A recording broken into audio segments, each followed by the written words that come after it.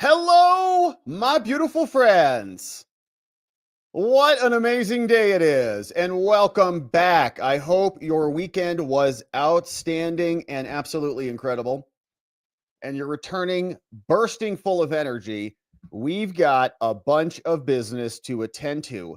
Over the weekend, the Supreme Court came out and decided to mess everything up again in the middle of the night.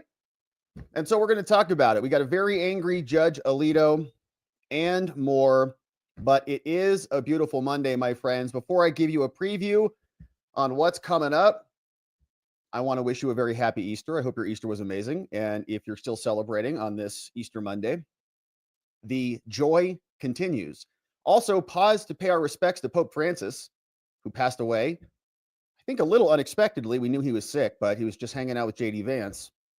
And so may he rest in peace. We'll see what happens with the Catholic Church. So we pause to say shout out to our fellow Catholics out there as we wait for our new Pope. Now, we got business to attend to today. Quick preview, then we'll zoom in on further details so you can see what's coming up. But we're battling in the Supreme Court over this situation, the AARP case, which is not the American Association for Retired People, although sometimes they can be problematic as well. This is involving illegals who are about to be afuera out of the country. And we're going to go through the progression on this briefly before we get to the Supreme Court, because we had some business that happened today. Alito, not happy. So remember, we were starting out of Texas. We went up to the Fifth Circuit Court of Appeals. They issued their ruling. Then the gangbangers submitted their application to the Supreme Court, and they issued their ruling. Now, it was a very short ruling that came down that will refresh our recollection on. We talked about this over the weekend for our members, with our members. But we then got the dissent from Judge Alito that we'll go through, and he's not happy. It's him and Clarence Thomas joining in on this, saying, what the heck do you think you're doing? Colleagues on the Supreme Court, you can't just interfere with this stuff in the middle of the night. And he gave us bullet points. Ooh, you know, when it's bullet pointed out, you got some problems coming for you. So we'll read through it. Obviously ridiculous, but it's a temporary situation. So we'll see if this stuff gets cleaned up. Caroline Leavitt was out over the weekend, and this morning rather, talking about how the Democrats are going all in on this issue. Why do they love the gangbangers so much? We don't know. Maybe someone can answer that for us. But we'll also take a look at Trump's response, because this is coming in from D. John Sauer. You know who he is, the newest Solicitor General over there, submitting his brief to the Supreme Court explaining Judge Alito is not happy about this. But what happened is the Fifth Circuit denied the gangbanger lawyers their appeal. And so we will, of course, see what Trump said in response to the application. So we've got the stay. Now we're going to start talking about the merits of the emergency application that was submitted by the gangbang lawyers. So a lot of Supreme Court stuff coming up. Then we'll turn our attention to the Democrats, because for some reason they were down there in El Salvador again, and they didn't get in. They got denied because they weren't there on official business. And so this Democrat, he's like, I'm going to go be an American hero and fight for due process, all that kind of crap. And he went down to El Salvador, having a tough time, wouldn't even let him in. And the reason being, it wasn't official business. James Comer sent this very nice letter back to him, which was a ton of fun. We'll read it, very short and pithy, saying, we're not paying for your terrorist meetings. Get the heck out of here. Who do you think you're talking to? Well, they went down anyways, and they were over the weekend hitting the airwaves. James Comer came out, explained what a disgusting joke this is and why they're not paying for it. But they were out over the weekend. We got some clips here of gangbanger lover, Senator, CIA, ex-mama CIA, Chris Van Hollen.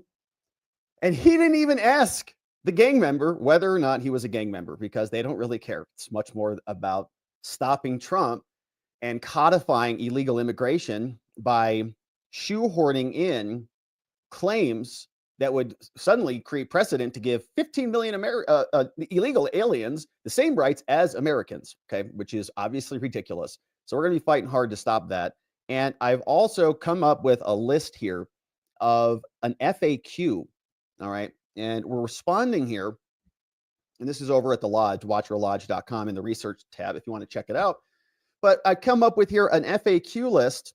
Every time you hear one of these weird leftists scream at you, we need due process, you can refer to this FAQ and you can say, oh, okay, what? What does that mean to you? Since you use that, it's just this magical phrase. And they'll say something like this. Well, we need to determine if he's actually MS-13.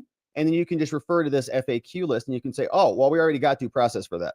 Okay, he had a hearing for that. Actually, they talked about that. On May 22nd, 2019, Judge Elizabeth A. Kessler, immigration judge, issued a finding, and you can click the link, and it, of course, will take you to the link where that due process was already provided. And so you can play that game with them as much as you want over here. You can say, we need due process hearing to determine whether we can cancel the judge's order.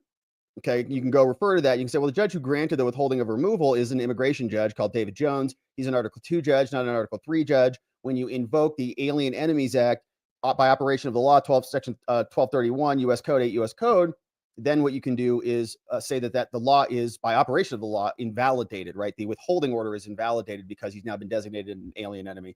So it's all linked up there. You can check it out, watcherlodge.com, if you want to go check that out. Now, we, of course, have a situation. Are the tubes working? I'm seeing some in the tubes, some chats happening here. What's going on over here? Are we coming in loud and clear? Let me check the tubes to make sure. Excellent connection. YouTube interrupted the live. Right during the best point. Feds. All right, we're back. All right, good. All right, you didn't miss anything. It's just me rambling about Lord knows what. All right, so let's get back into business on the day, my friends, because here we go.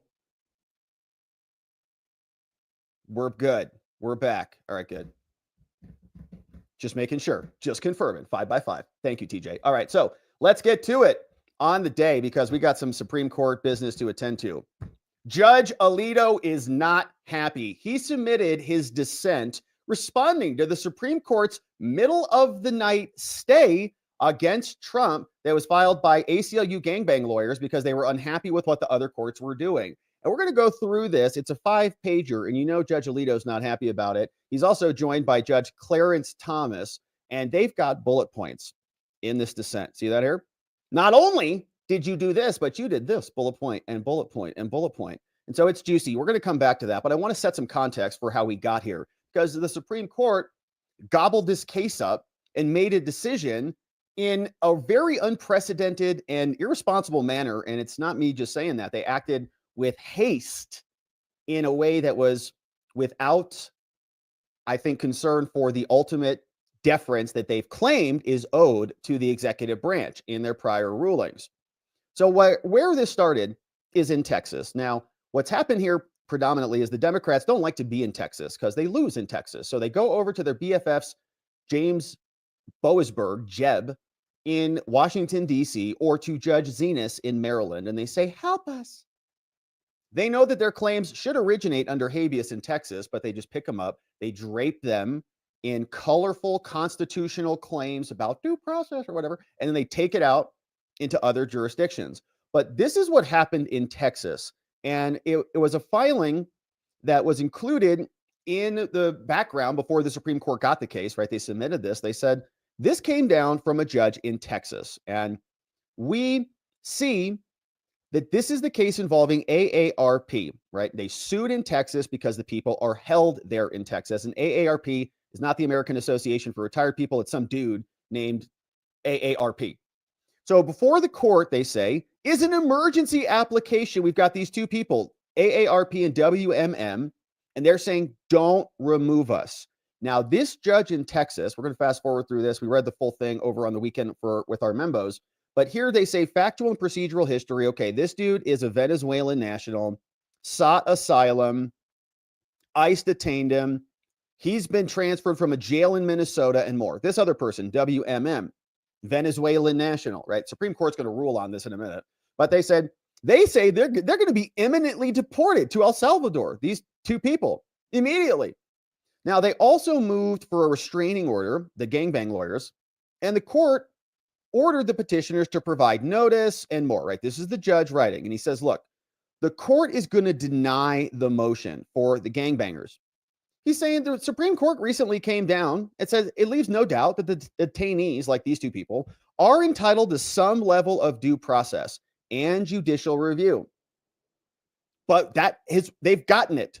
They want an injunction to stop Trump from doing these things, but that's an extraordinary remedy here.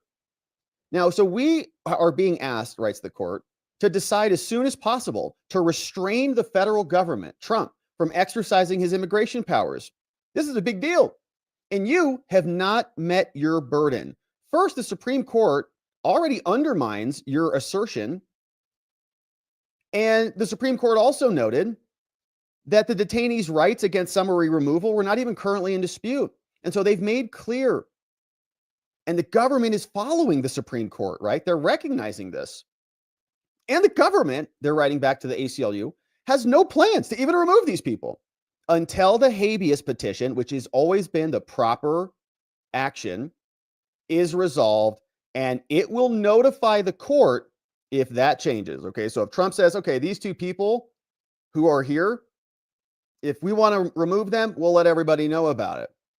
Now, the government further provided declarations from Homeland Security, said, we're not even going to move these two, right? If you file, you file. If you file under habeas, we're not going to move you. So given this record, the court has no basis. This is the judge who's closest to the case. The court has no basis to believe the government is going to defy the directives of the lower level court, like even in the Boasberg case, the JGG case, which is in Boasberg. And third, the fact that the government has yet to concede about notice is speculative. Now, their reply brief is not meeting the mark. And so in conclusion, the judge writes, the Supreme Court has already affirmed, right, that the petitioners, if you're about to be afuera out of here, you're entitled to judicial review, notice, and a hearing before removal. Now, I think it's opportunity to be heard if you actually read it. It's not like you're entitled to a hearing. You get an opportunity to a hearing, and if you want to request one, we'll give it to you. But if you don't, if we give you a notice of you going bye-bye and you don't contest it or elect to have that hearing, we're not going to give you a mandatory hearing, all right? That's what they want.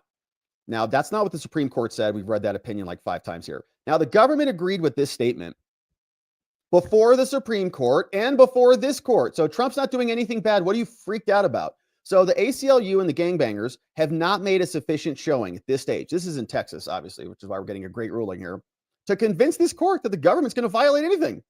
The petitioners have failed to meet their burden of showing a substantial threat of imminent irreparable injury. Wow, amazing. The court denies the motion for a TRO. You lose. Because the court denies the emergency motion, we're not going to certify them as a class. Get out of here. The court will issue a briefing in due course, so ordered by Judge James Wesley Hendricks from the great state of Texas. And of course, that's how it should be, right? What are you talking about? They're giving him notice. They're giving him hearing. They're following all the rules, standard immigration proceedings, blah, blah, blah. So what happened? Well, the gangbanger lawyers, they went hot. They went nuts. They go, what? This is ridiculous. So we saw last week that they filed in Boasberg. So they picked up their little cases and they went over to DC and that judge has no jurisdiction, by the way, because the petition should be brought in habeas. So the cases are kind of correlated because they're talking about the same things. This one is in habeas in Texas, but they lost in Texas. So then they went back to mommy. Dad said no. So they went back to mommy in DC, like, Jeb, help us. He's like, I'll help you, son. And just launched in and said, even though the Supreme Court said that he doesn't have power over the case because it should be brought in habeas in Texas in this court, he is now acting under the contempt powers that he made up by citing case precedent that is not related at all to a situation that involves a co-equal branch of government called the executive branch, but they forgot about that. Boasberg didn't care, treating Trump like he's not the president. So this happened, and they threw a fit. Right now, they're complaining. So they also then, when they went back to Boasberg, we saw that last week, they also took this to the Fifth Circuit Court of Appeals, right? And they submitted it not only to the Fifth Circuit Court of Appeals, but also to the Supreme Court, basically back to back. And so it's wild. And the Fifth Circuit Court of Appeals does not appreciate this, as you're going to see. So we've got AARP, WMM, and FGM, who are presumably illegals, versus Trump. Now, this is in the Fifth Circuit. And we saw what happened yesterday.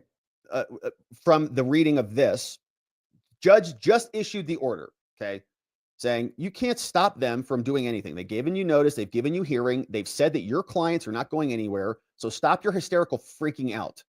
No one's going anywhere who shouldn't be going anywhere wrong. If somebody else wants to file a petition, they'll get notice and they can do it too. Otherwise, they're gone. So then they said, what? We can't do it. They took it right up and they said to the Court of Appeals in the Fifth Circuit, help us. So the Fifth Circuit then responded and said per curiam, saying, all right, the gangbangers' opposed motion for a temporary administrative stay and an injunction pending appeal is denied. A court of appeal sits as a court of review, not of first view. And that principle dictates our ruling today.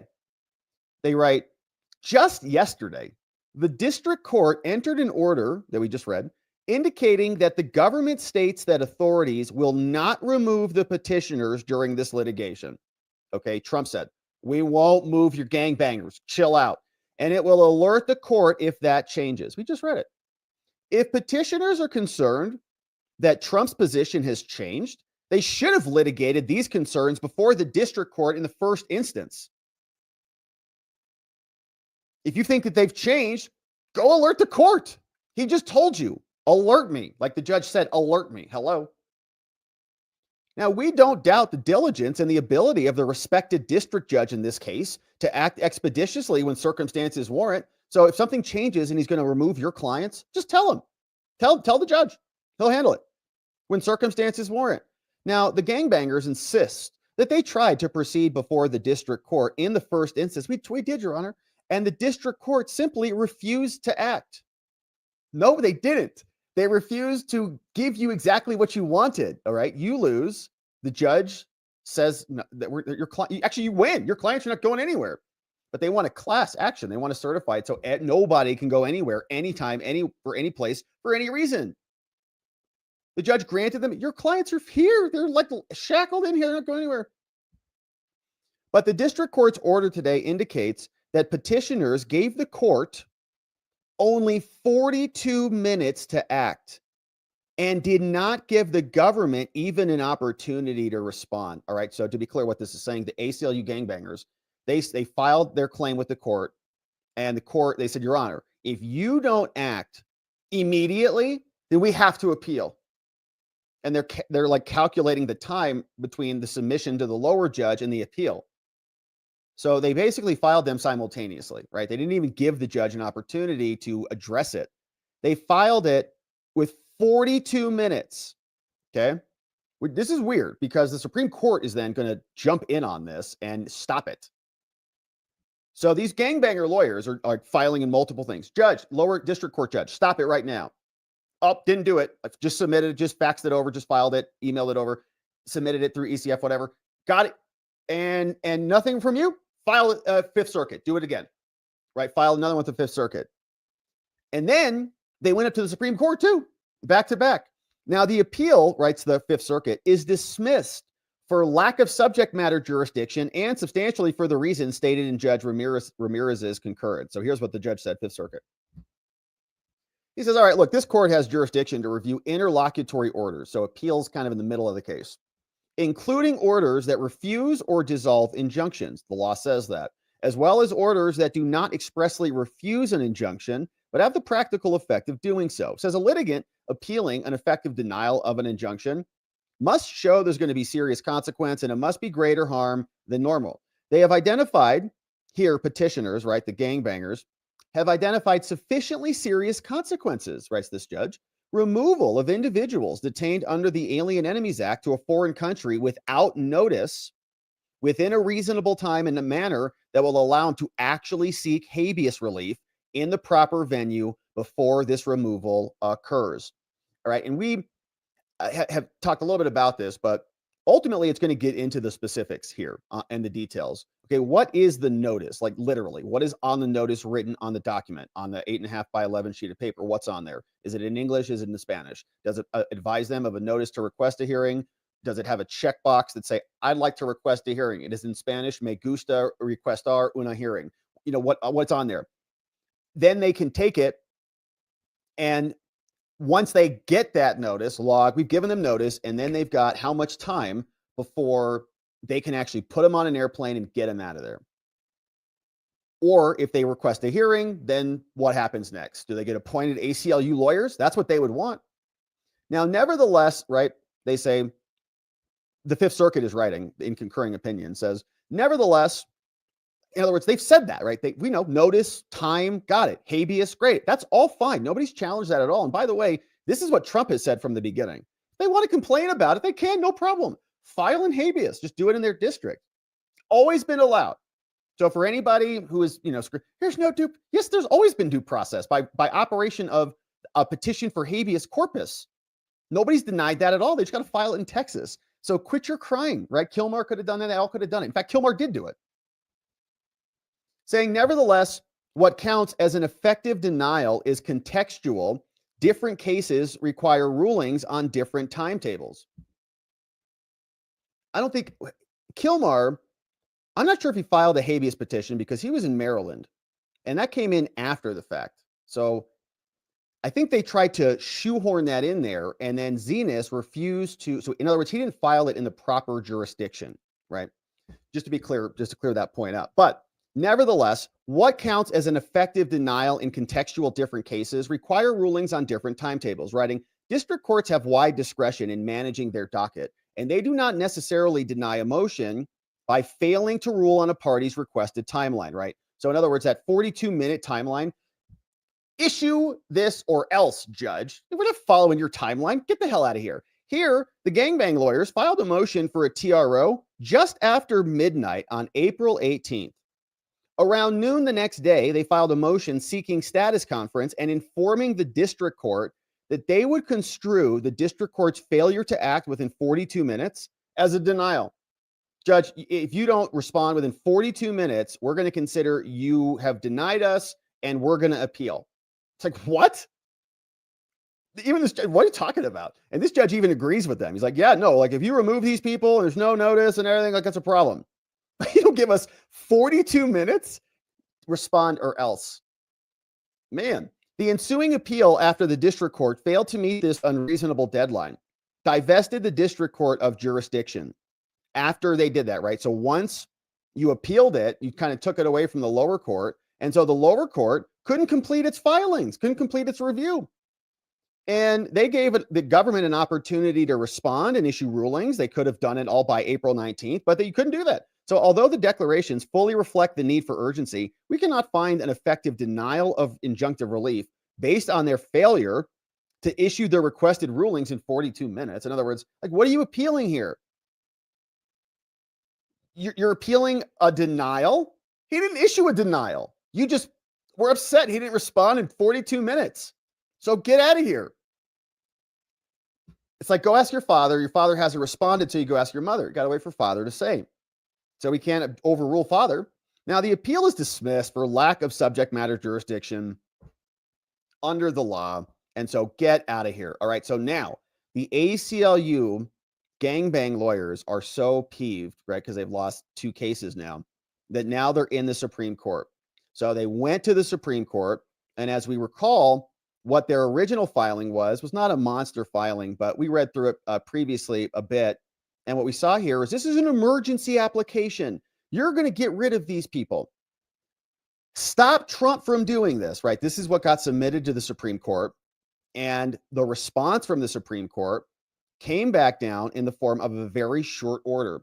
And this all happened rapidly. Okay, so you can see the proceedings here. Application referred to the court on April 18th, and then boom, like in the middle of the night, we wake up and we see the court has issued this, saying, there is before the court an application on behalf of a putative class. So not even a certified class. It's kind of like a presumed class. We'll just call it putative. It's like a fill-in, stand-in class. Until it's official, well, it's kind of, in name only, of detainees seeking an injunction against their removal under the Alien Enemies Act. Now, the matter is currently pending before the Fifth Circuit. We saw it was at the time, right? The Fifth Circuit hadn't even ruled on it. As soon as we read this, the Fifth Circuit came back down, dismissed that case. So you can't appeal this. Get out of here. Go talk to the lower court judge. He said he's not removing your client, so stop crying and appealing to everybody. So then the Supreme Court comes out and says, upon action by the Fifth Circuit, John Sauer is invited to file a response to the application before the court as soon as possible. He's done that coming up in the next segment. The government is directed not to remove any member of the putative class, so not even an officially certified class by any judge anywhere. Okay. There is no class. The Supreme Court said, well, it's close enough. Don't touch anybody of the class of detainees until further order of this court. Thomas and Alito dissent, and they didn't even have enough time to write their opinion. They just got it out. Trump don't load anybody up on airplanes, which is very strange because as we've seen, Amy Coney Barrett and John Roberts have refused to accept these types of cases, right? Have refused to accept anything until it matures up through the regular standard process. We've commented on that multiple times. Why isn't Amy Coney Barrett doing something? Well, it's because the case isn't mature enough, right? You've given her the benefit of the doubt on that. Well, maybe she's just consistent on it. She wants things to go through the proper chains. She wants the lower level judges to handle these things and then the Court of Appeals to brief them fully and then they can deal with them on the merits. Okay, fine. I might disagree with that, but that's one judicial philosophy. Okay. What the hell is this? If that's her perspective, it obviously feels inconsistent because it is. Judge Alito is going to explain why in a minute. Now, what this is a stay, right? Obviously, it's going to hit everybody in that big, broad range of gangbangers, detainees from the United States. So it covers everything. So there's a pause on everything. Now, there's some ways I think this can go. We'll come back to that. But let's see what Judge Alito said with his response to the haste and the speed at which this all went down. Judge Alito, not happy, responding in a scathing dissent, joined by Justice Clarence Thomas after the Supreme Court just issued a stay, stopping a co-equal branch of government. Remember, the executive branch is not subordinate to the judiciary. Not at all, not even close. Co-equal, that's what we're talking about. And the Supreme Court also got done lecturing Judge Zenas about her inability to provide the executive branch with the due deference it deserves in that decision that came down from them to her. Now the Supreme Court is suddenly not providing the due deference the executive branch deserves. Here's what Judge Alito says with Thomas joining. Alito says, just shortly after midnight yesterday, the court hastily and prematurely granted unprecedented emergency relief. Proceeding under the All Writs Act, the court ordered, quote, the government not to remove a putative class of detainees until this court issues a superseding order. Now he's going to shred both of those quotes. So just to be clear, the government, what does that mean? And a putative class of detainees? Now, although the order does not define putative class, whatever that means, it appears that the court means all members of the class that the habeas petitioners sought to have certified, namely this: all non-citizens in custody in the Northern District of Texas who were, are, or will be subject to the presidential proclamation in force regarding the invasion by Tren and more. So we think that's what it is. So is it only the Northern District of Texas? Is it all of the United States? Because the Supreme Court, in their decision above that we just read, said all of the United States. But Alito's saying, well, wait a minute. They filed talking about Texas. So you're giving them more relief than they've even asked for. They say just Northern District of Texas, just one district. You're saying all of the United States? Are you nuts? And although the court does not even specify what it means by the government, it appears that the term is intended to embrace all the named defendants in this case, including the president, which is like, wow.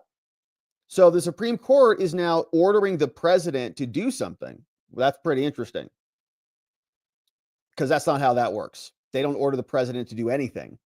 Okay. They don't order the president to do anything. It's a separate but co-equal branch of government. They can, and the president can comply, but the president is not subordinate, right? It's a co-equal. That's the whole concept of co-equal. Now, if the president, right, this is how it functions. If the president, and it's like feels weird to, what? How does that work? If the president is not following the directive of the Supreme Court, then you can say he's in violation of the Constitution and the law, because the Supreme Court says that's what the law is, and the president can get impeached, and in probably most cases should, if that's the case, right? Depending on what is happening. Now, if the Supreme Court tries to overstep its constitutional bounds and say, we are also the president, we are also the executive branch, just like when Congress does it, it's inappropriate and unconstitutional. So if they want to cause a constitutional crisis, they're free to do that. But the president doesn't have to follow unconstitutional orders from them. And this is where this very delicate balance of power comes into play, because the Supreme Court has its legitimacy and credibility to rely on. And when it starts acting like a political lunatic body, what are they going to do to enforce the law? That's the problem. And I don't want that to happen at all. I want a functional judiciary in our country that's not trying to be the executive branch. But we continue. Telling us, Alito writes, now the court did all of this, even though it's not even clear the court had jurisdiction. The All Writs Act does not provide an independent grant of jurisdiction, permitting writs necessary or appropriate in aid of a court's jurisdiction. The express terms of the All Writs Act confine the power of a court to issuing process in aid of its existing statutory jurisdiction. It does not enlarge the jurisdiction. The court, therefore, had jurisdiction only if the Court of Appeals had jurisdiction of the applicants to appeal, right? Could the Court of Appeals hear this? Only if they had it could we hear it. And the Court of Appeals had jurisdiction only if the supposed order that the applicants appealed was a denial of their injunction. Okay, so did we have a final order that was even appealable? Can we hear this at all? But here, the order, so-called, that the applicants appealed was what they viewed as the district court's constructive denial, right?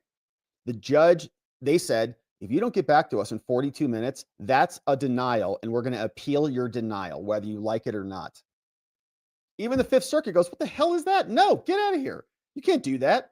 Apparently, the Supreme Court, Amy Coney Barrett and John Roberts were like, well, that's pretty good. Yeah, good enough. And they accepted it. Alito says, what are you talking about? Constructive denial? They can't appeal that crap. That is, the district court did not actually deny anything in their most recent request for a TRO, but they infer that it was constructively denied because the district court failed to rule on that request before the expiration of a council-imposed deadline. Do it by this time or else. Even Ramirez said that. We just read it. The denial of a true TRO is not appealable. In here, it is not clear that their applicant's TRO request was actually denied. Indeed, in an order issued last night, the Fifth Circuit held that it lacked jurisdiction for that very reason, but the Supreme Court just gobbled it up. Alito, in bullet point number 2, says, it is questionable whether the gangbangers complied with the general obligation to seek emergency injunctive relief in the district court before they came to us, right? And that's what the Fifth Circuit said. Got a problem, just go talk to the judge, Judge Wesley. He said, your people are not going to get moved. When the applicants requested their relief in the district court, they insisted on a ruling within 45 minutes on Good Friday afternoon. They're not celebrating or honoring it. And when the district court did not act within 133 minutes, they filed a notice of appeal with which the district court held deprived it of jurisdiction. Said, oh, okay, you're appealing. I guess there's nothing I can do. So it's good luck up there then. Now, it's doubtful this aborted effort satisfied the rules. There are rules of appellate procedure. You just can't appeal whatever you want. You got to appeal from final orders or follow the interlocutory rules. When this court rushed, the Supreme Court, Alito says, when you people rushed to enter your order, Amy, the Court of Appeals was considering the issue of emergency relief while you were writing up your little paragraph. And we were informed that a decision would be forthcoming. We knew. But this court, wow, this is interesting. So Alito says, you guys rushed it out, even though the Fifth Circuit called us. They're like, hey, we're going to get it any minute. Get it out. Stop this. They're going to get rid of gangbangers from America. Sotomayor and Kagan all losing it. This court refused to wait. But under this court's own rule, 23.3, except in the most extraordinary circumstance, an application for a stay will not be entertained unless the relief requested was first sought in the appropriate courts or courts below from a judge or judges thereof, right? And this is the interpretation where we've been giving the benefit to Amy Coney Barrett and John Roberts. We've been saying, all right, fine. Okay, we know that's the rule. More got to go through the regular appellate process. Now, our response to that has been, well, the executive branch is a co-equal branch of government. You have private litigants who are suing to issue nationwide injunctions that are usurping the will of the American people by stopping the executive branch from being able to perform their duties. That is obviously an attack on the operation of the government, right? So if the government is to function, the historical precedent is the government gets the benefit of the doubt, right? The government gets to continue its operations. Just ask about the people who sue when they were fired over COVID or any one of those other situations, right? The government always wins. Unless it's Trump's government, then they can sue, and now the government loses by default as long as it's a Democrat-appointed political hack judge. So why then is Amy Coney Barrett and John Roberts violating their own rules? Okay, this has been their excuse for why they're not hearing cases before. We're like, we know that's the rule, but this is stopping the executive branch. They're not private litigants. It's not A versus B. It's somebody versus the government. So the government usually supports the government. But in this case, they bent over backwards now to find in favor of the litigants, the gangbang lawyers. So Alito continues. He says, the only papers before this court were those submitted by the gangbangers. Now, the court had not ordered or received a response by the government regarding either the factual allegations that are mostly fibs or any of the legal issues presented by the application. And I say fibs because remember what they told us about, well, all of them. They're electricians or, hairstylists or makeup artists or whatever, loving fathers. And then we learned, stop for human trafficking, doesn't show up to court when he gets stopped by law enforcement, issued citations, doesn't return to court, failures to appear, beats his wife on 2 occasions, according to her, not me. So, and the court, forget all of that. It's like a different life experience. It's about due process now. Shut up. You don't even know what that word means. And the court did not have the benefit of a government response filed in any of the lower courts either, right? So they can do whatever they want because the judges are just allowing it. When the applicants first raised their allegations in the lower court, the court provided the government with 24 hours to respond and was poised to rule expeditiously. Like he was moving fast. You didn't need to appeal and freak out. But the district court dissolved the government's obligation to respond after they filed their appeal. He's like, oh, you're appealing? Okay, well, I guess I don't have jurisdiction anymore. So good luck. Alito says the papers before us, while alleging that the applicants were in imminent danger of removal, provided little concrete support for that allegation. Members of this court have repeatedly, Amy, insisted that an all writs act injunction pending appeal may only be granted when, among other things, the legal rights at issue are indisputably clear, and even then, sparingly, and only in the most critical and exigent circumstances, right? Even John Roberts wrote that in 2020, concurring in denial, right? Eat that, John Roberts, says Judge Alito. Why did you say that in that case? And then now all of a sudden you're like, oh, sure, we'll just accept whatever they say. Saying, although this court did not hear directly from the government regarding anything, any planned deportations at all, an attorney representing the government in a different matter, called the Boasberg case, informed the district court in that case during a hearing yesterday that no such deportations were then planned to occur anyways. So all of this is just freaking out. Now we've got a national stay. Is that right? Or is it a Northern District stay? Don't know, because the Supreme Court didn't give us any clarity. Now, although the court provided class-wide relief to the putative class of gangbangers, the district court never even certified that class. So now you did. And this court has never held that class relief ever, says Alito, and that's, you can take it to the bank, may be sought in a habeas proceeding. Okay. And so that question came up, I think, from G-Men last week. Can you do a class action in habeas in a federal district court, right? In the district that you're actually in? And never happened before. But these are gangbangers now. And we know how important they are to the American fabric of our society. So here's what Alito wraps up with. He says, in sum, literally in the middle of the night, the court issued unprecedented and legally questionable relief without giving the lower courts even a chance to rule. Without hearing from the opposing party, the government, within 8 hours of receiving the application, with dubious factual support for its order, and without providing any explanation for its order at all. I refused to join the court's order because we had no good reason to think that, under the circumstances, issuing an order at midnight was necessary or appropriate. Both the executive and the judiciary have an obligation to follow the law. The executive must proceed under the terms of our order in Trump versus JGG, and this court should follow established procedures and handle these cases appropriately. And if the court is going to act unconstitutionally, well, you can't do that. You got to abide by the Constitution. And so Trump will, of course, do that. But what has happened here, it seems like the court just had a little freak out moment and wanted to stay all of the nation's deportations. If you want to give them the benefit of the doubt, you could say so that they could establish some blanket rules later down the line. But this is clearly inconsistent with the prior actions of the court that we've even covered here. We've heard them tell Boasberg, you can't really certify a class, and this is a habeas petition that should be filed in Texas. Okay, well, they just certified a class, the Supreme Court, a putative class, and issued a nationwide injunction on that class that you can't do.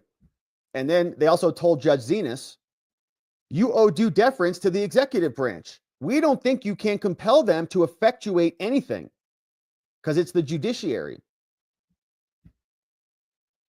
And then they just effectuated it, stopped all of Trump's operations, which involved foreign policy, deportations, sending gangbangers out of America. So I think what this is going to lead to is some sort of rule at some point in time. Sooner rather than later would be good.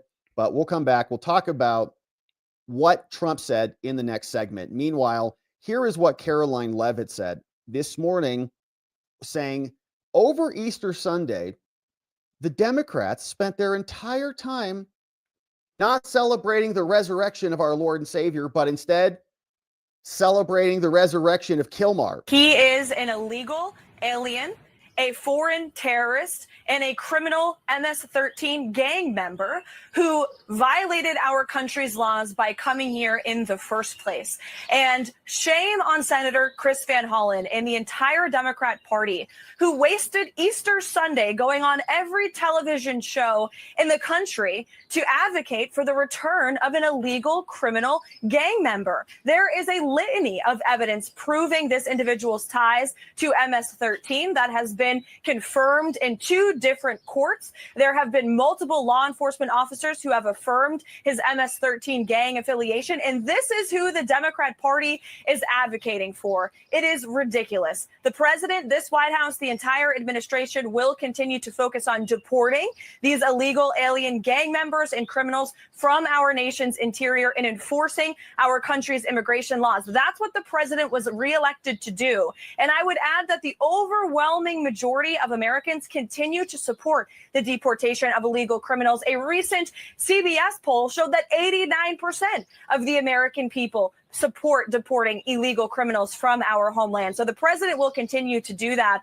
while Democrats continue to trip over themselves, while ignoring American citizens whose lives have been forever impacted by the actions and the crimes of these illegal criminals, like Patty Morin, who we were so honored to have at the White House to share her daughter's story just last week. Senator Van Hollen has never called her, has never reached out to her family, yet he has spent hours now fawning over this illegal alien who is tied to a vicious gang that has taken the lives of American citizens. It's unbelievable. He might be their Democrat presidential nominee. If he was only a citizen, natural born citizen, you might see Kilmar at the top of the ticket, but maybe he can run for the governor of California or something. Gavin Newsom, I think, is termed out. So that is what's happening at the Supreme Court. Obviously, we're going to have Trump's response and more briefing in the Supreme Court. Thanks for subscribing and joining as our coverage of this case continues. Now, we're not done yet on that one. We're going to keep this going and just jump right back in to the reply from Trump's DOJ. President Trump and the DOJ now responding to the Supreme Court case that was stopping and staying the deportations. We remember that the ACLU gangbang lawyers brought this case on behalf of AARP. This is a person, not the AARP, American Association of Retired People, but it is a person who is a non-citizen who is suing Trump. We know the Supreme Court got this case, acted on it in the middle of the night, issued a stay certifying a putative class of gangbangers and saying Trump can't deport any of these people, and said, submit your response as soon as we know what the Fifth Circuit wants to do on this. Now, the Fifth Circuit denied the gangbangers' appeal, and so D. John Sauer, you know who he is, you recognize his voice anywhere, says, in response, please accept our filing. This is going to the Supreme Court of the United States. D. John Sauer says, all right, listen, SCOTUS, we are responding to the gangbangers who submitted an emergency application to stop us from deporting people. Here's what we say. We are respectfully submitting this to oppose them. Late yesterday, they came to the Supreme Court and they sought an unprecedented injunction from this court against the removals of any members of a putative class of aliens who are or will be detained in the Northern District of Texas pursuant to the Alien Enemies Act. Now, those aliens are Venezuelan nationals who are unlawfully present in the United States, and they're subject to removal under other authorities as well, but who the government has determined are members of foreign terrorist organizations called Tren de Aragua, and thus they're subject to removal pursuant to the Alien Enemies Act. This court should deny their request to stop us from getting rid of these people. Telling the Supreme Court, to start, you know, the Supreme Court, you guys are a court of review. Review, not first view. But the application here from the gangbangers insists on judicial review in reverse. Oh, it calls for the Supreme Court to be the first to resolve so-called due process challenges to the adequacy of notice that designated alien enemies receive, right? And this is literally what's on the form. What do the boxes say? What can you check? Is it in Spanish? Is it in multiple different languages and more? Do they get a reading light? Do they get reading glasses? Do they get a leather chair to read it in? Are you giving them an espresso so they're properly caffeinated to review their illegal status? If not, make sure their gangbang lawyers bring them one. On behalf of a class that's not even existent, you say that there's a putative class. The lower court didn't even certify them. Now, as the Fifth Circuit observed, we just read in the prior segment, appellate courts should not address those questions unless and until the lower level district court is given a reasonable opportunity to do so. They said, the judge, if you see Trump moving any of these people out, you just let me know. I'll come in and stop it. They didn't even respond to him. They did, and they said, you have 45 minutes to do something about it. 42, actually. And he didn't. So they appealed it. Yet the applicants gave the district court a mere 42 minutes notice before divesting it of jurisdiction. Sorry, judge. Thanks for denying our claim. We're now going to appeal it. Trump writes to the Supreme Court saying, under these highly irregular circumstances, they can hardly establish a clear and indisputable entitlement to the extraordinary relief that they seek. This should be denied on that basis alone. Now, in addition to the prematurity noted by the Fifth Circuit, fatal weaknesses in their claims foreclose any possibility of relief from them and for them. Their counsel filed an emergency application on behalf of clients whom they don't even represent, putative members of an uncertified class using a procedural vehicle that is unavailable and uniquely unsuitable, which is a class-wide adjudication of habeas claims, right? You get to file a habeas petition on behalf of everybody to challenge their status. How are you going to do that? Because what if one guy's a gangbanger and the other guy's not? Or one guy has some other, status or some other, every person is unique. So you can't certify them all in a class. saying it's totally inadequate. And they're trying to do that to stop us from removing people under the Alien Enemies Act. They're doing so by leveraging a non-representative class members. They're even denying being members of Tren de Aragua, right? It's people who say, I'm not Tren. And they're saying, oh, you're not? Well, we're going to certify everybody who also is Tren. And you're supposed to have commonality. You're supposed to be the same. That's why it's a class action. We all got impacted by lead and paint or whatever, right? And you get to sue together. But in Tren, they're all arguing we're not Tren. Okay, well, the proclamation only applies to the people who are Tren. So file your habeas petition, show us that you're not Tren, and we'll let you go. Also ignoring class-wide differences as well. Now, given these deficiencies, applicants cannot show a clear and indisputable entitlement to relief. Trump says to SCOTUS. Now, they dismiss these problems. They speculate. They say the AEA detainees will be removed imminently before their claims can be further tested. But they ignore that the government has provided advance notice to these detainees, included to the people who are in this lawsuit before we even ever began the removals. Right? And so to be clear, that is due process, right? That is notice. Notice is a component of due process. Detainees receiving such notices have adequate time to file their habeas claims. Indeed, the putative class representatives and others are filing the claims, right? You guys are suing. This is a point we keep making here. You have plenty of time to sue. You're in court. Nobody's gone. It worked exactly as planned. So just do that. And you guys know how to do it. You can clearly do it. You don't need 30 days. You're in court right now. So just do what you did the last time. And the government has agreed not to remove, pursuant to the AEA, those who do file the habeas claims.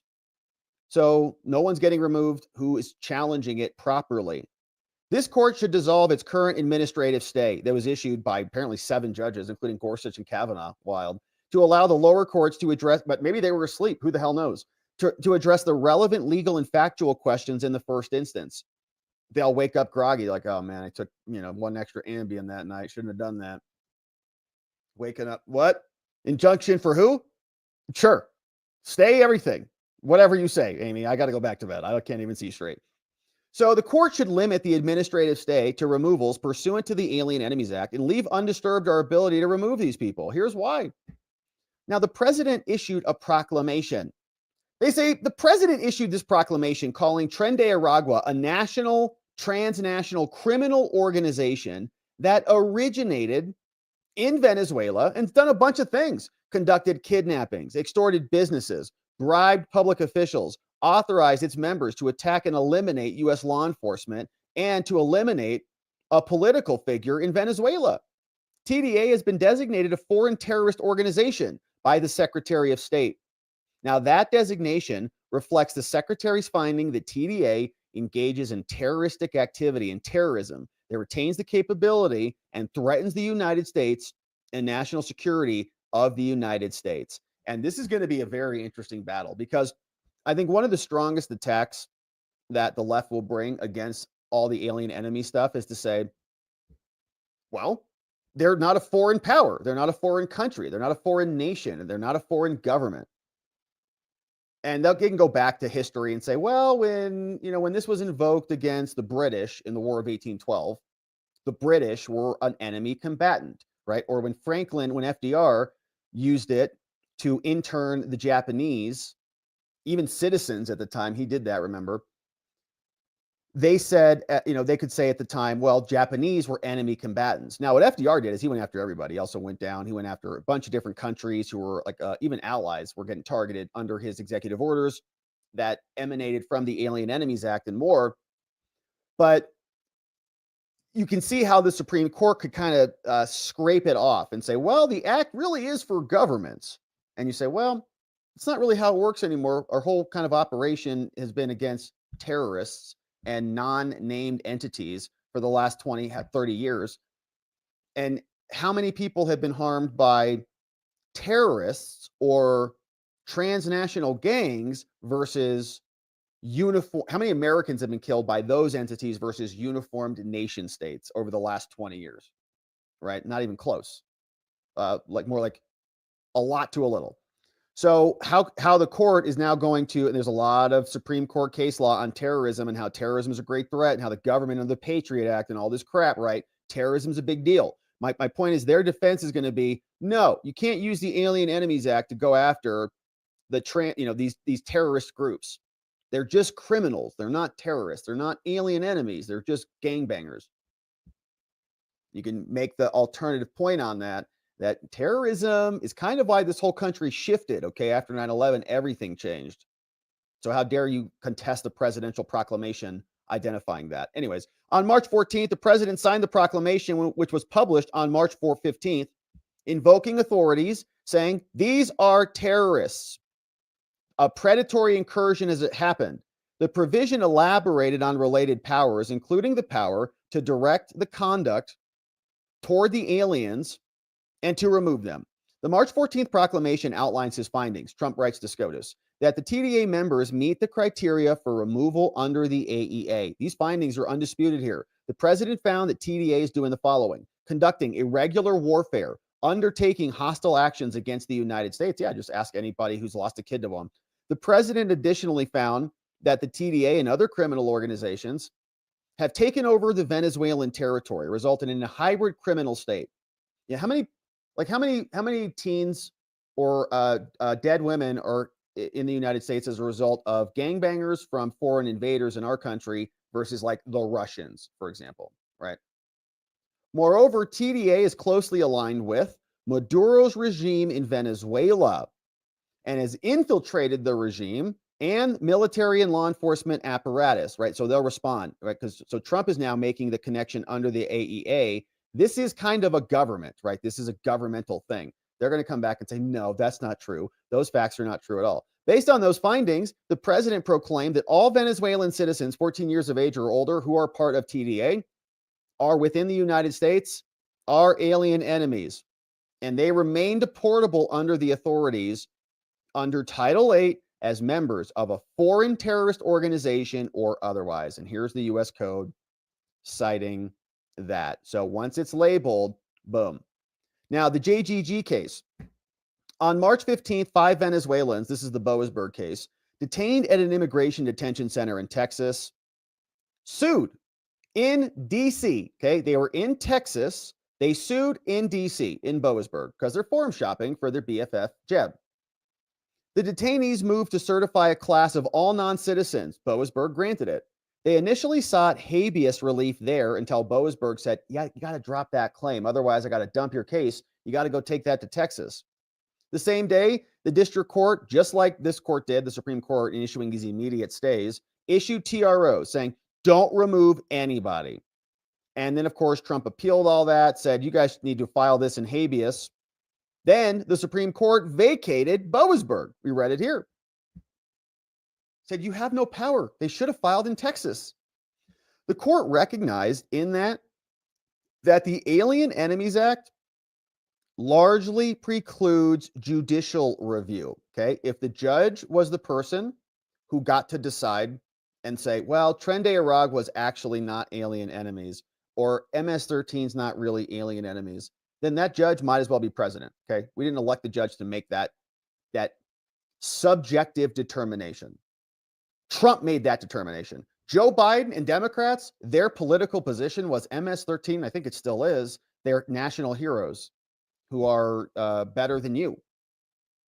And moms in their states who've lost someone to illegals, they're better than you. That's why they spend all their time going down there and loving them up, fighting for them versus fighting for you. And it's like what they're saying.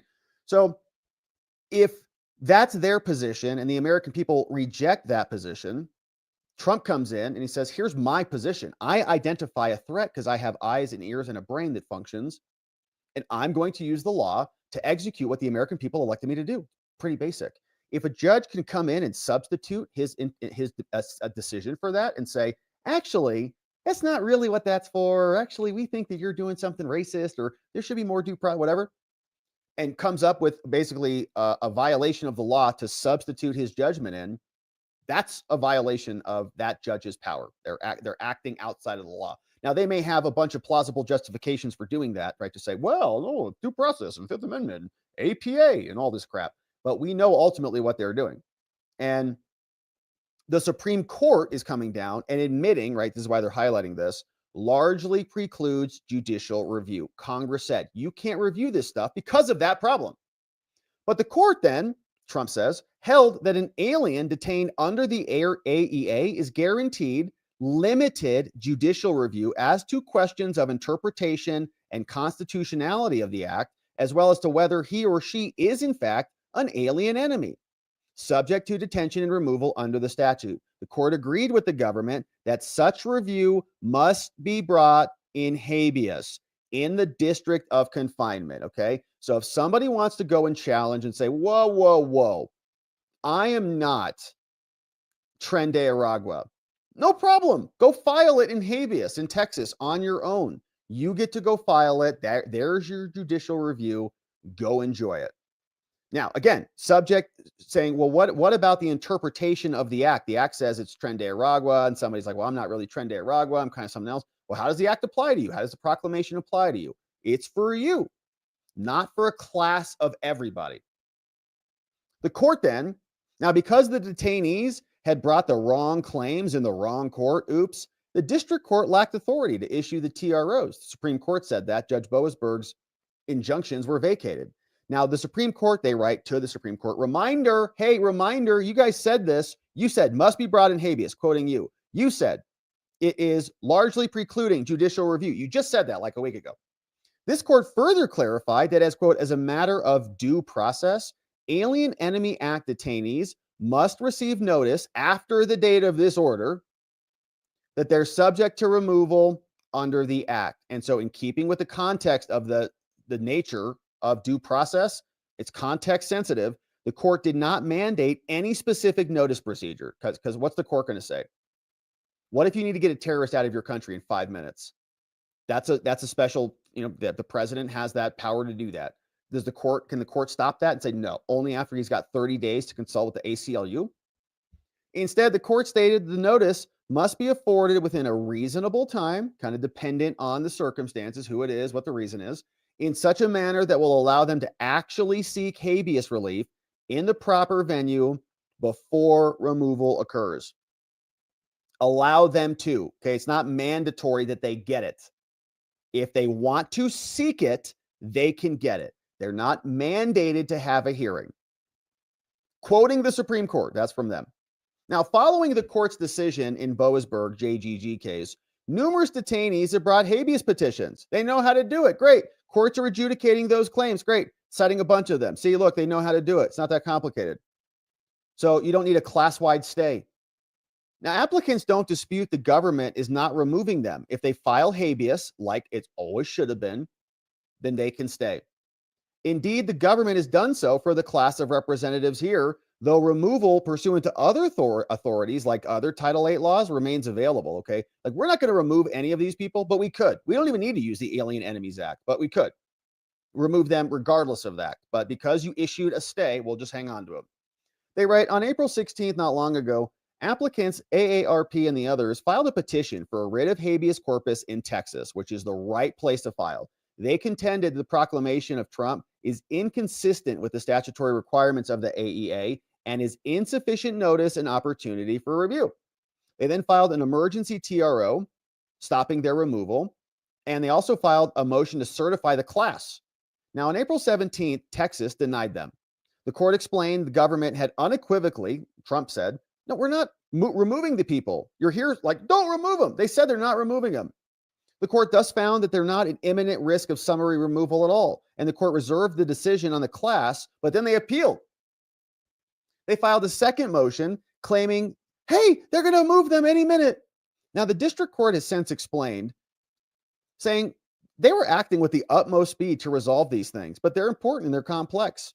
And the judge said, we were prepared to issue an order as soon as we got the government's brief, and we would have gotten you a response by Saturday, for crying out loud, but it wasn't fast enough. Without waiting for the government to even file its opposition brief, and after giving the district court just 42 minutes to rule, they went to the Fifth Circuit, and then they went to the Supreme Court, back to back. They treated the district court's failure to respond to them and grant their relief within 42 minutes as constructive denial. And early this morning, The Supreme Court then entered an order inviting the Solicitor General to respond. We are now. You directed the government not to remove anybody until then. Fine, we haven't. Now, the Fifth Circuit has denied their motion as premature. They said that if they were concerned about the government, like not removing people, you should have litigated that down with the lower court judge. Instead, you gave him 42 minutes to act. Then you went up to the Supreme Court and you got a nationwide or at least a district-wide stay. In her concurrence, Judge Ramirez explained that we don't even have jurisdiction to address any of that. And so we cannot find a denial when there was no denial. You just demanded a response within 42 minutes. You're like one of those, like, psycho exes. Like, where are you? Where are you? Where are you? I said respond. I said respond. Where are you?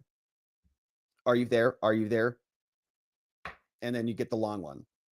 You know how you've done this to me so many times in my life. I can't believe it's like, all right, that's it. All right, we're out of here. So applicants must surmount a particularly high bar.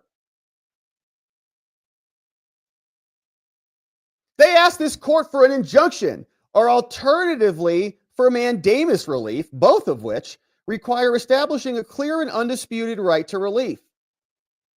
The court's injunctive power is to be used sparingly and only in the most critical and existent circumstances. Here, their right to relief must be indisputably clear. Like, if we're going to issue this stay, it's got to be absolutely clear. Here, they have not made an indisputably clear showing about anything to secure an extraordinary relief that they're seeking. As the lower level court, the Fifth Circuit, held, applicants' request is fatally premature because they improperly skipped over the lower courts before asking the Supreme Court for relief. Moreover, because the government has committed to not removing the named petitioners pursuant to the AEA until their habeas proceedings have concluded, they're seeking relief on behalf of non-parties, okay? Putative members of an uncertified class that cannot be certified in this context without flouting the rules. And so this court should deny the application. And this is fatally premature. Both lower courts in this case have recognized this. Supreme Court, you're a court of review, okay? Not first view. Yet no court has yet passed on their claims that the government's notice proceedings have been inadequate under the Due Process Clause. And again, like, what is the form? Are they getting a sticky note that says, bye-bye? Like, do they just get like a 3x5 card? Someone slips it through there. It says, bye-bye. They go, okay, it says so. Is that what's happening? Or is there more notice on that? Does it say, hey, you're about to be fueted out of our country. Here's why. Here's the notice. Like, that's what it is. Applicants gave the district court only 42 minutes to rule on their motion before immediately proceeding to the Court of Appeals, thus divesting the district court of jurisdiction. And that maneuvering left the lower court unable to do anything. I don't have jurisdiction anymore. What do you want me to do? So then their premature filings also left the Court of Appeals without jurisdiction to act as well. As Judge Ramirez explained, says we can't act. There was no actual final order there. And so it's procedurally improper, so you're denied. So this court, Supreme Court, should also deny that. The lower court should resolve this. You should not, the lower courts have not found critical facts in this case at all. Our notice is fine. There's plenty of forms on there. It's in English. It's in Spanish. It got it. There has been no fact finding about the timing, the nature, the manner of the notice that the government has been given to these people. It's a beautiful form. Nor has there been any fact finding in the lower courts about which detainees in the class have actually tried to seek habeas and whether any detainees were deprived of that opportunity at all. Just file. And likewise, no court has passed on the legal adequacy of the government's notice procedures, nor has the chance been given to the government to defend them. So this court should not make those determinations in this first instance. You should deny this petition, allow the lower courts to proceed. Now, that approach will not cause them any harm, okay? The government has agreed. We're not removing these people while their habeas petitions are pending. The named petitioners, thus, will not be prejudiced by litigating their cases through normal federal litigation. And their requests are defective. They can't show irreparable harm to them. They're trying to act on behalf of a bunch of detainees in Texas. But under Article 3, their remedy must be limited to providing relief to the injured parties. No class has been certified here. This putative class thing, they're not parties to the dispute. It's not an actual class. So this court lacks authority to grant relief to them, and you can't stay their removal. Underscoring the impropriety of leveraging a proposed class to obtain broad relief, This is manifestly improper. As a general matter, the limited habeas review available in the AEA can not be pursued in a class action. All right. As the government explained in the other case, the determination, the Boasberg case, whether individual AEA detainees are entitled to habeas relief is inherently too individualized for class-wide relief. Each person needs to be reviewed independently.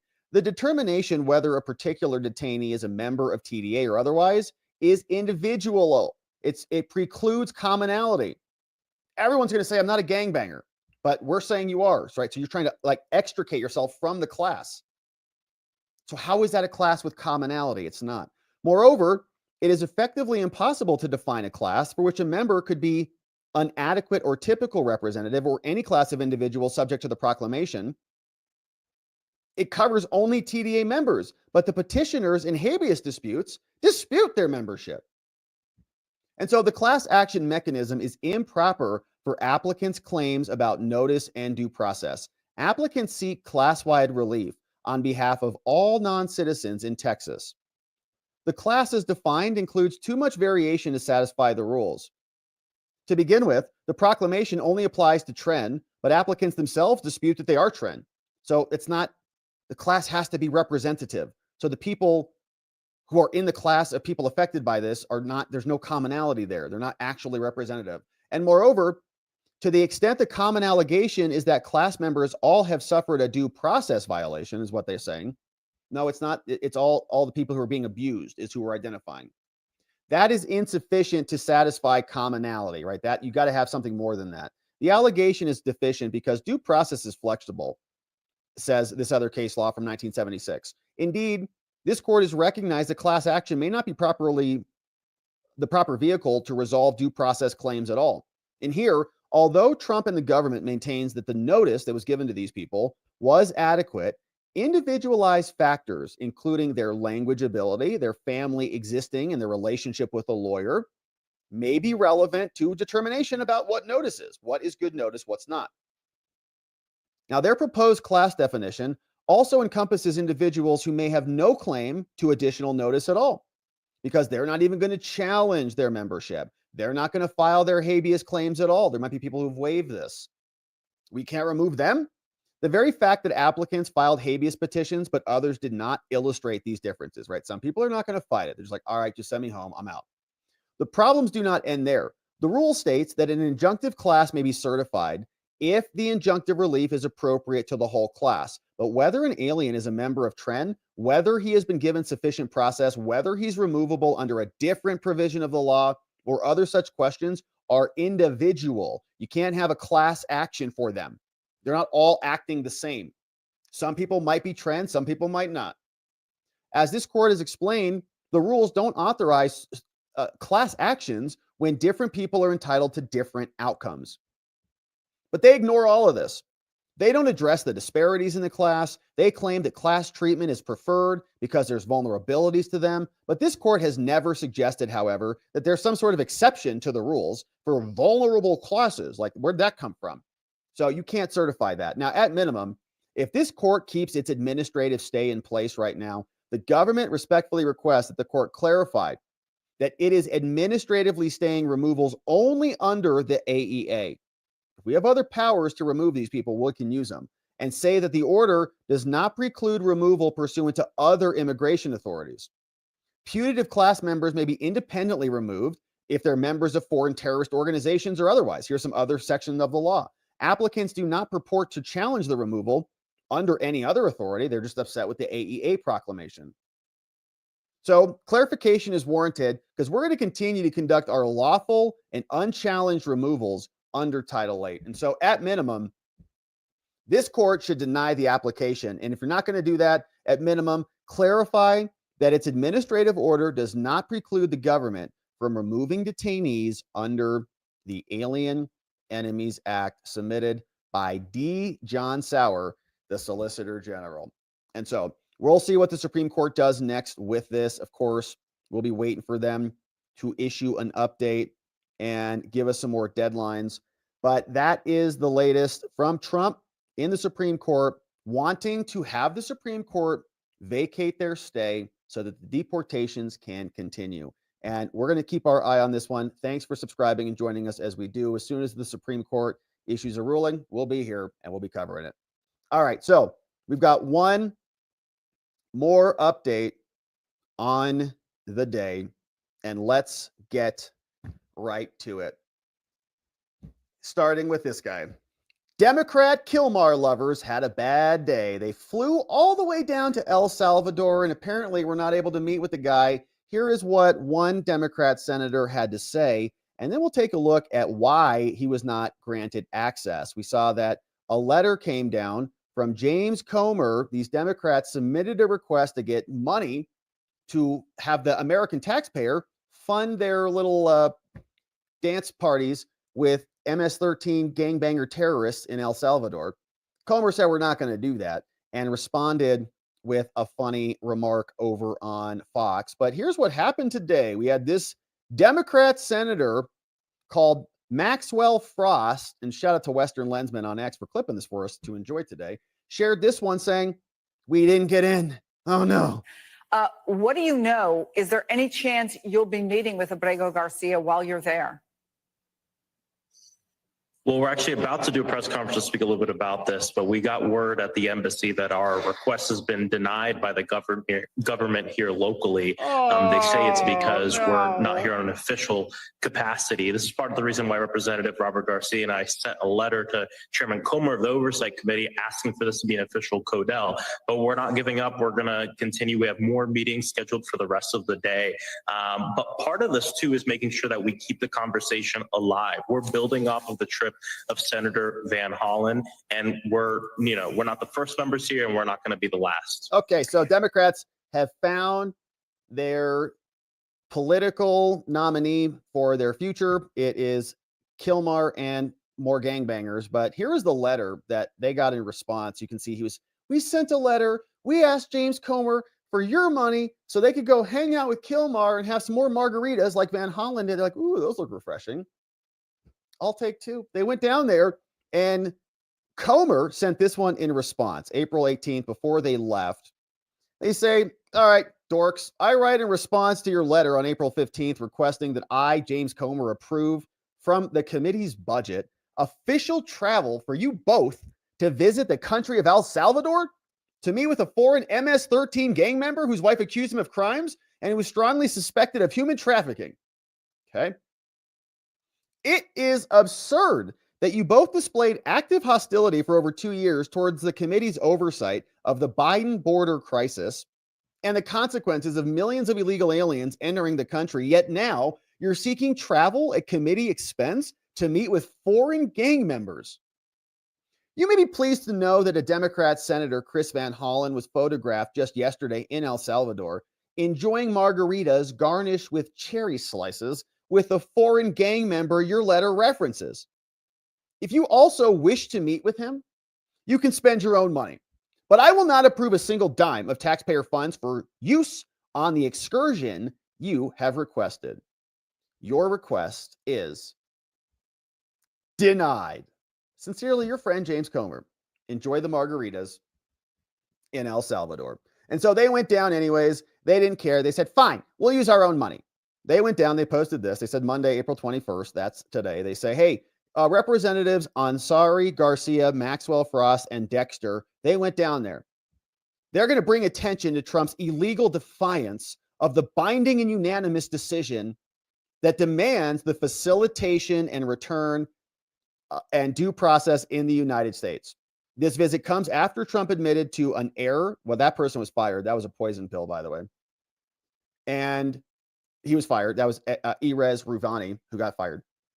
To abide by a federal judge in the order to facilitate his return home. He is home. He had no lawful status in the United States. The trip is not being financed by taxpayer dollars because we're paying for it ourselves. They all put quotes about how they fled tyranny or whatever, which is why they want to bring tyranny to America so they feel at home. But That's what they sent out here. Now, here's what James Comer said in response to denying their funding request. You also, as chairman, have some duties and responsibilities, and that is signing off on travel for members of Congress who maybe want to go to El Salvador to meet with people who have been deported. What's your take on this? What are you going to do with this?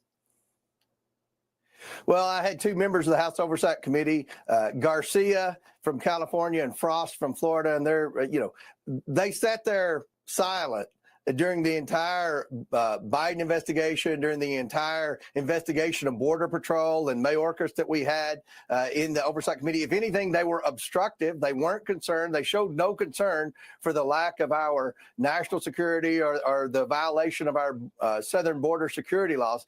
But then this one person that the liberal media picked up on that was deported to El Salvador, they went crazy before it came out that he was actually an MS-13 gang member, and they wanted me to authorize funding at my committee's expense to send them down to El Salvador and meet with this person for a photo op and to have margaritas and enjoy the sunny weather. And I obviously denied their request. We're not going to spend a penny of taxpayer dollars for liberal Democrats to continue their stunts to try to appease the radical left-wing base when the American people spoke loud and clear on Election Day. They want our southern border secured, and they want criminal illegals deported, and that's exactly what Donald Trump's doing. James Comer explaining, you're not going to go meet with gangbangers on the American taxpayer dollar. You can spend your own money to do it. Now, in the Senate, sounds like they did pay to send Van Hollen, but Congressman Maxine Dexter, she went down. She said, our country is in a constitutional crisis. And we're going to explain this. I will not rest until due process is upheld for all. Well, they don't really know what due process means, which is why they say it all the time. You can think of it like other words that they use regularly, like when they say inflation is transitory, right? Just a made up word that means nothing. Sounds good to them. They can use it in their emails and their political campaigns and more. Another one might be, just trust the science, you bigot, and stop challenging Fauci. Whatever they were saying, right? It's meaningless. So the word du jour right now is due process. But it's very clear that Kilmar got a load of due process. And we put together a little FAQ for these thick in the head Democrats about the type of due process that Kilmar has received. And if you want to access this list, go over to watcherlodge.com, click the research tab, and you can check out our notes on Kilmar. But here, for example, is what they say. They say he must have due process, but you need to ask the second question, okay? For what? What kind of due process? What would you like to determine at the other end of this process? They'll say, well, to determine whether he's deportable. Should we even deport him? We already had that decided, okay? October 10th, 2019, Judge David M. Jones issued an order. You can click the link and it will show you the order. In fact, this one came from them, from CASA at wearecasa.org. Here's the order.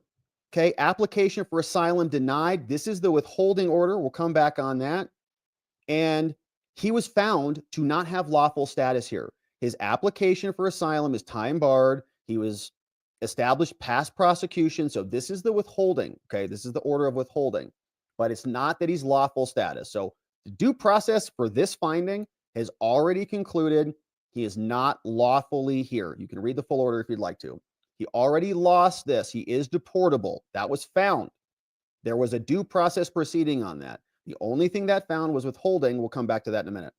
Another question. Well, Rob, what if he's not MS-13? He should be MS-13. You have to have a hearing to determine that. We already had that hearing.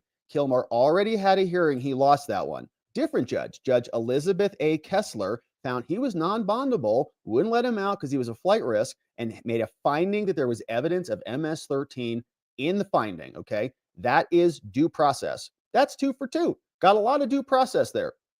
What about this? Can he claim asylum? We need to have a hearing. Is there some other reason to keep him here? No. He already had that hearing. It was the same hearing, okay? It's the same issue. Whether he's deportable. No, he's not. The only reason he was in our country is because of the withholding order, which we're going to deal with in a minute. What about this? He needs due process to ensure he has the right to appeal. He's got to appeal, right? Due process America. He already did that. December 19th, 2019. He did an appeal, and he lost the appeal in front of a whole board of immigration. That's more due process, for crying out loud. What about this? Rob, you have to go and you have to have a hearing to cancel the withholding of removal. Remember, I explained the first one up here when the judge said, yeah, we got to get rid of him. He can't have asylum, all these things, but we're going to grant him withholding. You need to have another hearing to undo that. No, you do not, okay? The judge who found that was Judge David M. Jones. He's an immigration judge. He exists under the Department of Justice, under Article 2. You know who else exists under Article 2? Oh, yeah, Pam Bondi and Kristi Noem.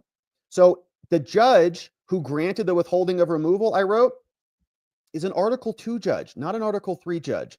And the invocation of the Alien Enemies Act by operation of the law cancels this dude's eligibility for withholding, okay? So the executive branch set up a process to provide due process inside Article 2 with immigration judges, and Pam Bondi and President Trump overruled that. And if you want to look at the law that allows that to happen, it's 8 U.S. Code 1231. So he's already gotten the due process on that too by operation of the law. The law allows it to happen. Nobody's due process was violated. You can just read the law. We then see some people will say, well, and I think this is their best argument, but also weak. You need to determine whether the proclamation can even target MS-13 or Tren de Aragua. Okay, can Trump in actuality use the law? And I think the Supreme Court could reverse that, could just declare the Alien Enemies Act unconstitutional or something like that.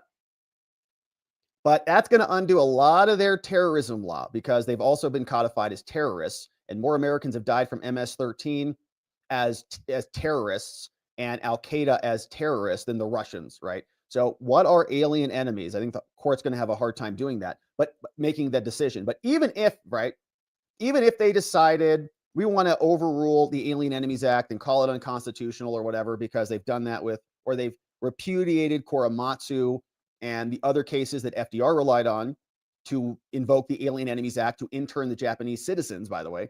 They've repudiated Korematsu, which was that case, but they still have the Ludecky case, which says in Ludecky, when the president is making determinations under the Alien Enemies Act, they're subject to extremely limited judicial review. It's not for the courts to decide whether Tren de Aragua is an alien enemy who's terrorizing America or not. That's for the president to decide because that's the branch that is accountable to the people.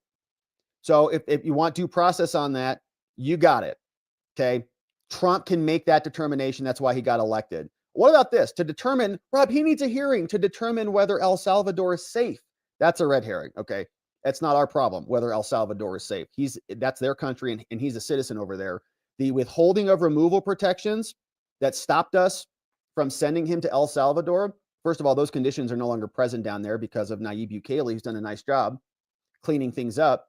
But he's a now designated foreign terrorist and needs to go. So the withholding takes care of good people who are not terrorists. We say, oh, you're a good person. We're not going to send you back to El Salvador to get in war with somebody or get killed because you're a political person. So we'll keep you here. But terrorists and other people who are a national security threat, we don't give them the protections of withholding. So by operation of the law, 8 U.S. Code 1231, it again explains why that withholding is no longer valid, okay, has been removed by operation of the law. Pam Bondi, Homeland Security, and the president are overriding. You can think of the president and Pam Bondi like as the Supreme Court of Article 2. So all of these immigration judges under Article 2 are overruled now. And due process was provided for those things because they had been found in other legal proceedings to have been adjudicated MS-13, which is why he was non-bondable. So this dude got more due process than most people get in their whole lives, and says and I also wrote, well, how about this? Well, he needs due process to challenge his detention in Habeas in Texas. And I would say, you're right. He does. So in spite of all of this, okay, he's got all of this due process, lots of it. he also has the due process rights to file a habeas petition. So anytime that they come out and they say we want due process, he got all of it. Okay, we've covered all of this here. We just summarized it up here. You can respond to them. They want him to get more due process than everybody else. They want him to be above the law. And they're trying to ensnare and confuse people into thinking that all of the illegal aliens are entitled to Article 3 protections, which they are under habeas if they want to file that way, but as a matter of right, right? They want due process to mean not this. This dude has seen multiple judges, immigration boards, and this is just scratching the surface. I mean, he's had other interactions with law enforcement, but this is the due process that he got provided. And if you want to check it out, you can grab that link, share that link, comment on this link. I got all my Kilmar notes in here, and we're working hard on cleaning a lot of this up. But all my Kilmar notes are over here, watcherlodge.com. Click the research file. Of course, it's all free, and we have a nice community chat over there as well. But this is where we're keeping the notes. So the due process naysayers overlook all of this, right? He's got plenty of due process. He was adjudicated accordingly, and now hopefully that can hit them in the brain, and so they can understand how this works. But here's what she said. I flew here last night with 3 of my colleagues to demand that Kilmar Abrego Garcia be released. He is being held in violation of a Supreme Court order expressly telling the Trump administration to effectuate and facilitate. That's a lie. That's a lie. The Supreme Court did not say effectuate. She's a liar. You can go read it. It did not say effectuate. It said facilitate. And they did. The dude was out hanging out with senators. If he wants to come back to America, he can come back to America, I guess. I don't know what El Salvador's doing with him. We'll pick him up. We'll deport him again. So she's a liar on that. They did not say effectuate. Lie, lie, lie. So, all right, that's her. We don't need to listen to liars here, but I guess we'll continue to listen to some more. Here is Chris Van Hollen, who said an illegal immigrant gang member he almost called him an American. Listen to this. I think at some point, the president of El Salvador realized it was looking really bad to have this person who'd been absconded from America, from the streets of America, in one of their prisons. You wish he wasn't American, don't you? Because he's your I guess favored constituency based upon all the efforts that you put into going out there and partying with him in Margaritaville. But here was another conversation. I mean, this dude travels all the way down there. He doesn't even ask him about his tats or his gang membership. President Trump says that some of Abrego Garcia's tattoos signify that he's a member of MS-13. In 2019, police alleged a confidential informant claimed that Abrego Garcia was an active MS-13 member. His wife and his attorney deny that, of course. Can you say with absolute certainty that he is not, nor has he ever been a member of the MS-13 gang? And did you ask him point blank? No. Well, Dana, what Donald Trump is trying to do here is change the subject. The subject at hand is that he and his administration are defying a court order to give Abrego Garcia his due process rights. They are trying to litigate on social media what they should be doing. Okay, he got all his due process rights. We just went through the whole list. So what else? What else did they want? Honestly, I think I answered every permutation. What else do they want? They want a hearing on something else. I think they want more hearings. They want him to have another shot at it. He can file habeas, or could have filed habeas, but he was removable. He got plenty of due process and went back to his home country. In the courts. They need to put up or shut up in the courts. Let me tell you, and I decided to write this down so I could be absolutely accurate as to what federal district court Judge Zinnes said about these allegations by the Trump administration. Okay, nobody even cares about her. She didn't even understand the basic facts before she issued her order. We've already read through that. And she got stayed by the Supreme Court. So her decision that she declared to be a victory, Trump declared to be a victory as well. And Kilmar is afuera. So, all right, that's from Van Hollen. We also saw Senator John Kennedy come out and respond to some of this. Here's what he said.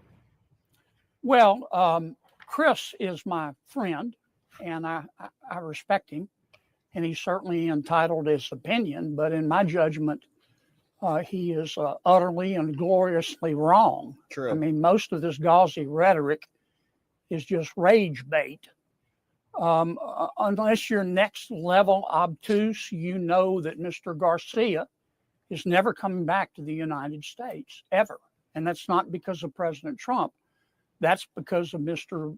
President Bukele. He said up front in the Oval Office that he was not going to return Mr. Garcia. No federal judge, even Jay Wilkinson, has authority over a sovereign country. Besides that, it should not go unnoticed that Mr. Bukele is much closer to President Xi in China than he is to President Trump. Xi is spending billions of dollars to build infrastructure in El Salvador, and I wouldn't be surprised if they've discussed this case. The final point I would make, whether you agree with it or not, is Bukele hates MS-13. And why would you disagree with that? Garcia allegedly is a member of MS-13. All right. So I don't really know what that was about, but President Ukulele, I guess, he's working with China, according to Senator Kennedy. All right. So that's from him. We also saw Raskin was out way too close to the camera again this morning. It's like, just take a foot back, man. Beyond that, due process is the essential core element. Okay, what? Hopefully he explains it. Can he explain what due process Kilmar was not provided? I want to know. Of our constitutional system. What? If we don't have due process for everybody in the country, all is lost, because anybody can be swept off of the street and deported and taken out someplace. And so I hope He had multiple court hearings. He had a board of immigration appeals. He was labeled a terrorist by operation of law. You can't get protection if you're a terrorist in America against withholding. Article 2 judge just got overruled by operation of the law. All the laws were followed. Exactly right. Still live in a country right now where the vast majority of the people support the Constitution and due process. Okay. Again, due process. It means nothing to them. When they say it, think of it like science. It's just like, trust the science. What science? Whatever I say it is. Well, he's not getting due process. Well, what kind of due process? Explain yourself, Jamie. What didn't he get that he deserved to get? He got it all. He was adjudicated MS-13. He was adjudicated non-bondable. He was adjudicated a flight risk, an illegal, a native of El Salvador. The only thing was the withholding, which was overruled by the proclamation. You want a hearing to confirm the withholding is valid by showing he's MS-13? He already had a hearing to show he's MS-13. So you want another hearing to show he's MS-13 to show why the withholding is invalidated? So he gets 2 hearings? So you want multiple items of due process beyond what everybody else gets? So you want him to be above the law, is what you're actually saying, right? So that you can then smash that across all of the other aliens who are here illegally and make sure nobody can get deported out of our country ever. Here's what Trump said. You know, radical lunatic Democrats and their comrades in the fake news media are falsely making Kilmar Armando, wife beater Abrego Garcia, out to be a very sweet and innocent person, which is a total, blatant, and dangerous lie. Garcia has been found by 2 separate courts to be a member of the violent killer gang MS-13, was in our country illegally, and is under a deportation order. It is despicable and un-American for liberals and the mainstream media to hate our country so much and be obsessed with protecting criminals instead of working to keep our border, streets, and families safe. Those lying to the American people on behalf of violent criminals have to be held responsible by the agencies and the courts. Make America great again, from the president. And here, according to Bill Malugin, are more of the people who have been detained. Per a senior Trump admin official, these are some of the suspected Venezuelan Tren de Aragua gangbangers detained in Texas that they were planning to deport before SCOTUS stepped in and blocked it. All of them have significant convictions or charges, and they're keeping them here in America. All right, so we might have an errant nipple or two in these photos. We'll see if we can avoid it. Here's what we got. Henry Jose Romero, a citizen of Venezuela, multiple pending criminal charges, assault, crimes against a person, unlawful possession of a weapon. Here's some of the tats and the guns. He looks like probably a barber, hairstylist, or somebody who does makeup in California, probably. Here's one. You can see this other dude, Christian Andres, a citizen of Venezuela, criminal charges for larceny and dangerous drugs, right? A bunch of others, all being rounded up. So Bill Melugin, you can see the photos are there. Probably, though, just coming here for a better life and to be a part of the American dream. Yeah. Here is more from Caroline Levitt. She was also out this morning explaining this dude is not coming back to America. The president swore to the American public he was going to deport illegal criminals, and especially those who have been involved in violent gangs like MS-13 that have terrorized American communities. And so to the Democrat Party, who thinks that they are going to bring this foreign terrorist back to the United States of America to live a peaceful and happy life, that is never going to happen. Not only is this an MS-13 gang member, but he is also an illegal alien who broke our nation's laws to come here. And not only is it a slap in the face to the American citizens whose lives who have been put in danger or in many cases lost at the hands of these illegal alien criminal gang members, but it's also a slap in the face to the millions of legal immigrants who came to our country the right way, waited their turn, and paid their dues. We have a legal immigration system for a reason. The president is going to continue to uphold that. The president and the Democrats will continue to fight for the illegals as opposed to everybody else. Here was Senator Eric Schmidt saying, really strange that the Democrats are making this their political golden goose. I can't believe that these Democrats are lining up to go down to a foreign country to visit a guy who was here illegally, a criminal, an MS-13 member who beat his wife. I mean, you can't be more plain than that. That's who this is. So I think all along, Martha, they were looking for some example of something President Trump would do that was so bad that they could rally behind. I can't believe that they're that stupid that this is the guy. This is the poster child now for their movement. I can't. It is. It might be their Democrat presidential nominee. He might run for governor somewhere. And this is something that it turns out it's AI. I know it was a little hard to make that determination. When I first saw this, I thought, well, yeah, I mean, this is what he looks like when you come back from El Salvador and you hang out with gangbangers. I don't know if they accepted him into the gang or not, but it's not actually real. It's actually just AI. I think. You never know. Maybe he'll come back on the second trip. He'll fill in the rest of it with some color. All right, what's up? We got this one. Also came in from CNN. Now, while the Democrats are tatting their faces up with teardrops and skulls, we also see that the American people are supportive of getting our country back on track, securing our borders, getting rid of the illegals, and saving America. Here's what the polls say. Interesting. What about the White House policy of deporting immigrants that are here illegally? Yeah, okay. So let's sort of dive a little bit more into the specifics, right? So this is a great question. Deport all undocumented immigrants. That is voters favoring a government effort to deport all 11 million. Look at where we are now in 2025. Yeah. 56%, the majority of voters agree with this policy, support it, just 43% opposed. That is a massive rise from where we were in 2016, when, of course, Donald Trump was running for the Republican nomination the first time around, when it was just 38%. The American public is much more so on Donald Trump's side now than back when he was running the first time around. Now, of course, this is the public at large, right? Let's dive a little bit more into the crosstabs, and this should give you a very interesting look at where the public is, all right? Deport more immigrants here illegally. Well, not much of a surprise, Jake. 90% of Republicans agree with that. But look in the middle of the electorate. Look here. We get 61% of independents agreeing with it, the clear majority. And how about among Democrats?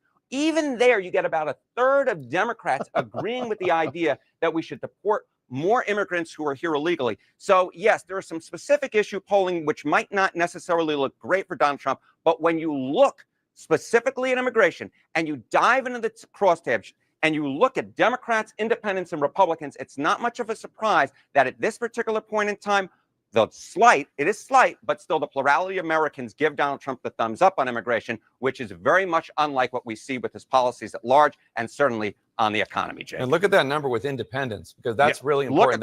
That's how you win an election. You got that right. Got that right. And that number of Democrats, it's much higher. They just can't admit it. There's a bunch of them going, I don't want any gangbangers in here. You want Kilmar in your neighborhood? No, I don't want Kilmar in my neighborhood. But they would never admit that. They have to say, no, we love due process. How dare you? Do you have any idea what that word means? Not really. But I hate Trump. Okay, have a nice life. So you can see people understand what's happening here, and Trump will continue. We'll see what the Supreme Court does, but the Democrats having a tough time understanding what due process is. But thank you for sharing our notes over at watcherlodge.com. You can just click the Kilmar section. We're a little bit messy right now, but we're adding all of our notes in here. But this little FAQ, you can just share that with people and remind them they've got a lot of due process rights out there, and all the documents are there for your convenience. And if you have any thoughts or want to add anything or comment, drop some comments down here at the bottom of the thread. And this is something that we're working on so we can share our notes and our research a little bit more easily. So check it out, watcherlodge.com, and we'll see you over there. Otherwise, my friends, we'll see you back here on the next one. All right, so we had a great stream today, my friends, and thank you for joining us. If you're just joining us, quick recap, if you want to hit the rewind button on what we talked about. We went through the lineage of how we got to the Supreme Court and their stay that got issued over the weekend. We saw what happened, and we saw what Judge Alito said when he was joined with Judge Clarence Thomas, responding to this, saying, what you've done here is unprecedented, and the Supreme Court has to follow the Constitution and the law as well, and you don't get to just have multiple double standards when Trump shows up on your doorstep. So the Supreme Court got Trump's response that we read through here, authored by D. John Sauer, explaining why Tren de Aragua is covered by the proclamation, why all these people are getting notice and an opportunity to be heard. There's no egregious constitutional violations happening at all, so just relax. And why the lower level courts should be allowed to parse through these and to show us what the notices say and how much time they're getting, which is dependent on the person and the situation. So a very nice filing by D. John Sauer that we went through. We saw how the Democrats today flew down to El Salvador to hang out with their BFF Kilmar wife beater, and were denied access. Not an official trip. Got to make it official, Democrats. You can't just go show up and try to insurrect a prison cell. So this is what the Democrats had to say. We heard a bunch of clips from Van Hollen, aka MS-13 Van Hollen, and more. Senator Kennedy. We heard from Caroline Leavitt. We heard from President Trump, and a bunch more. But now, my friends, it is time to hear from you. And it is a beautiful Monday. I hope your week is off to an incredible start. Thank you for the amazing contributions and welcome new members. We had a great members only stream this morning. We talked about the Pope and went through a list of other people who might be the next Pope. Some sound like good. Some sound pretty good. Some sound pretty terrible. But that's what we talked about. So welcome new members. And my friends, thanks for being here today. And thanks for subscribing. We're getting close to that nice number. So we appreciate you doing that if you haven't done that already. Let's see who's here on the day. Oh my goodness. Clark is going mad today. Going wild. Clark gone wild. Clark, thank you for this, man. I can see these coming in already. Amazing. And Donut, thank you for clipping for us. Hey, what's up? Happy Monday. It's Tweety Bird.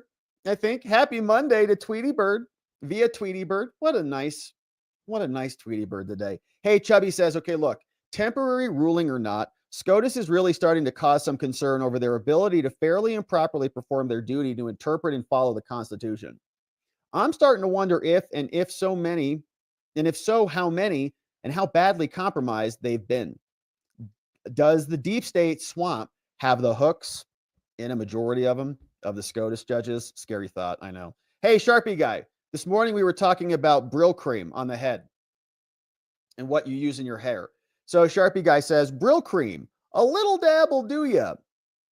She'll wash your fingers after she runs them through your hair. I cleaned this up quite a bit, Rob. It smelled like a combination of Aunt Nellie's perfume and Octane 99. Yeah, somebody was asking what I use in my hair.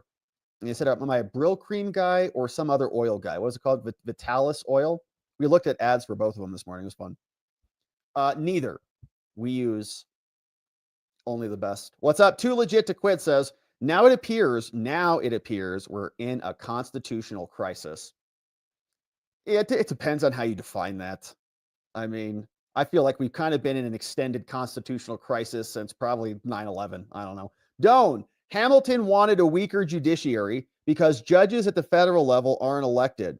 Rather, they're appointed by officials who are we the people.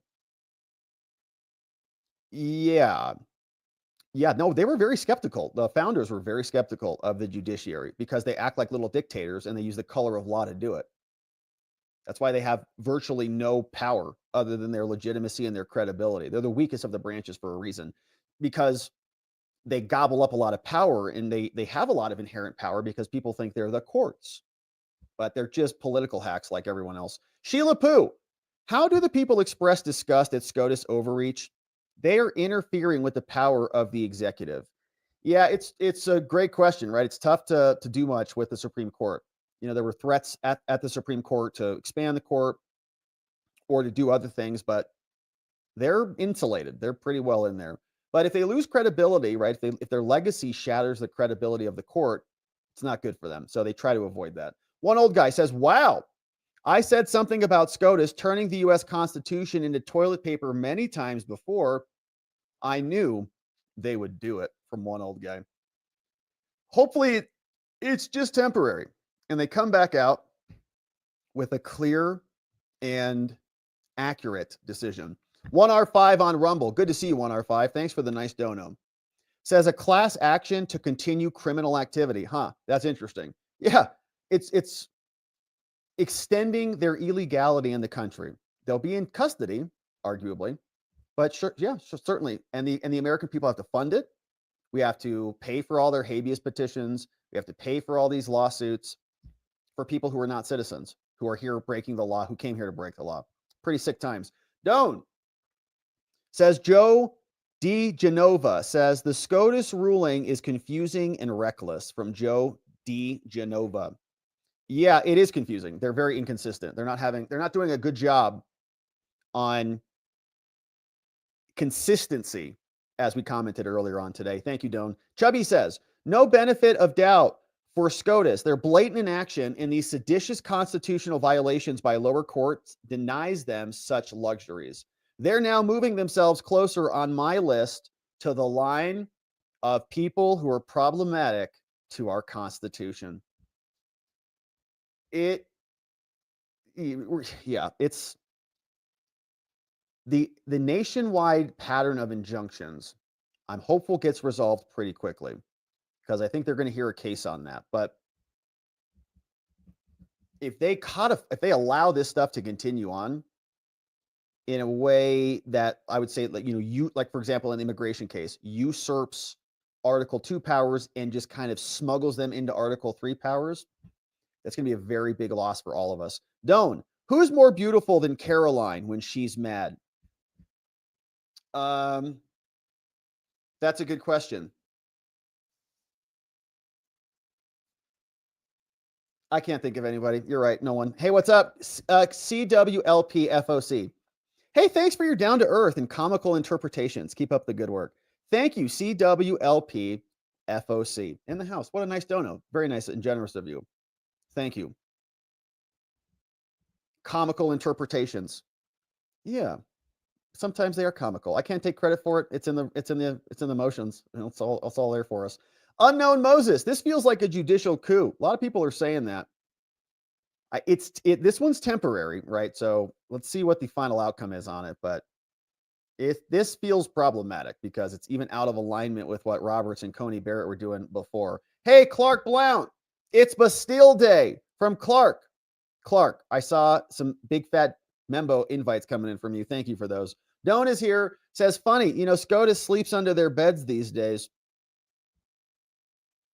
I don't know where they're sleeping, but somebody woke them up early and they had to issue that order. What's up, Freedom Lover? Does dissent change an order or voice only opinion? Does a dissent change an order? No. The dissent's just lodging your objection, essentially. It doesn't, it might be persuasive to other people who think that might be the majority holding later down the line or whatever, but no, it doesn't change the holding. Like the stay is effective. Orion Shock says the Alien Enemies Act says nation or government. There are no unused words here. Nation is the people of, with or without their government's blessing. Oh, I see what you're saying, how you're interpreting that. Yeah, it's like if you read the actual Alien Enemies Act, it does have like languages of nations or governments. So if nation, so it depends like how you, like I could see the Supreme Court coming out and saying, well, Tren de Aragua doesn't represent a nation. So they're just a criminal, extracurricular activity. So the AEA is only allowed for governments. But then you have the terrorism thing, which is we're not fighting really governments anymore. We're fighting terrorists, and terrorists. All these wars are to protect us from terrorism. And so if MS-13 or Tren is killing Americans, which they are, murdering and other things to them, horrific things, then how is that not terrorizing the American people? So like, how is the Supreme Court going to splice and dice this? They're going to have to twist themselves into pretzels to say that this is not terrorism in America when more Americans are killed by illegals every year now than Al-Qaeda every year. So what's the difference? But I understand your point, right? Nation is the people. So even if they're not wearing a uniform, we can still count them, right? Ray Ronk, what's up, Ray? Raskin has been clear that the position of the Democrats is to start so many little fires that the Trump administration spends all its time on those, delaying until the Dems can regain power. Yeah, I think that's true right now. I mean, I think that I don't know where all their funding and money's coming from. I mean, they must have like trillions of that USAID money stashed under a mattress somewhere. Probably talk to Fannie about that. But the government has the DOJ. Like, I hope they hire like 1,000 conservative lawyers to just stage this for the next 3.5 years. Because it's like, that's the problem. We talked about this in reverse. Okay, for every dollar the DOJ spent in prosecuting Trump, Trump probably had to spend three in return, if not 5 or 10. Okay, it might be 1 to 10. And the DOJ, when they were prosecuting Trump with Jack Smith, had unlimited money. It's just government money. So it's nice to be in that position. It's a lot of power. So hopefully, like in a way, it's almost like, well, if they're going to drain their coffers, like let them just keep throwing stones at the administration and empty their reserves over these next 4 years. Tony Hay Munkets, what's up? 24 months as a membo. Happy 2-year anniversary to us, Tony Hay. Says finally. Hello, everybody. I know 2 years takes a long time to get there, Tony Hay. We have seen some serious business. Thanks for hanging with us, Tony, for all this time. Coming up on 3 babies. Mock Schnell, Rob, always a joy to listen to your substantial and intelligent responses to this inane issues continually brought up by these crazy Dems and seditious judges. So more membos just because I love you all. Mock Schnell, more speed. Thank you for that. The Dems are crazy, and we do have some problematic judges. Mock Schnell bringing in 20 new friends. Welcome, new friends. Look who's here. Jay Lynn is here. Golden Gaming. We got Q Revere. Nonners, welcome. Debbie, fun loving, question everything. Tammy English, neurotic is here. Cinnabee, what's up, Robert Wetshot Miller? We got Lady of Quills, Tanya Haas, Patrice J, and more, including Metallicate, Flip Floopington, Eugene Sands, Rocking Chair Yankee, and Christopher Hammonds and Botanic Shield gifted membos, courtesy of Mock Schnell, bringing in 20 new membos. Thank you, Mock Schnell, for doing that. Hey, the shell has spoken. That's the thing from SpongeBob. Is this Starfish? Shell, what's up? Bringing in 5 membos. Thank you, Shell, for doing it. Look who's here. C, so be it, F. We got Liz Hodges, Nikki Elridge, Donald Evans, and Blue Varro. Gifted membos, courtesy of Shell. Thank you, Shell, for doing that. And Mock Schnell is bringing in 20 more friends. Welcome. We got Domino V, Marty Mart. What's up, Aaron? Naomi Diaz, the taco vendor is here. Maddie, we got Rye. What's up, Brenda Rush? We got Mark Harmon, Rand Dizzle. We got Spoonless Valkyrie. Gorean Lady is here. Groundhog Gaming.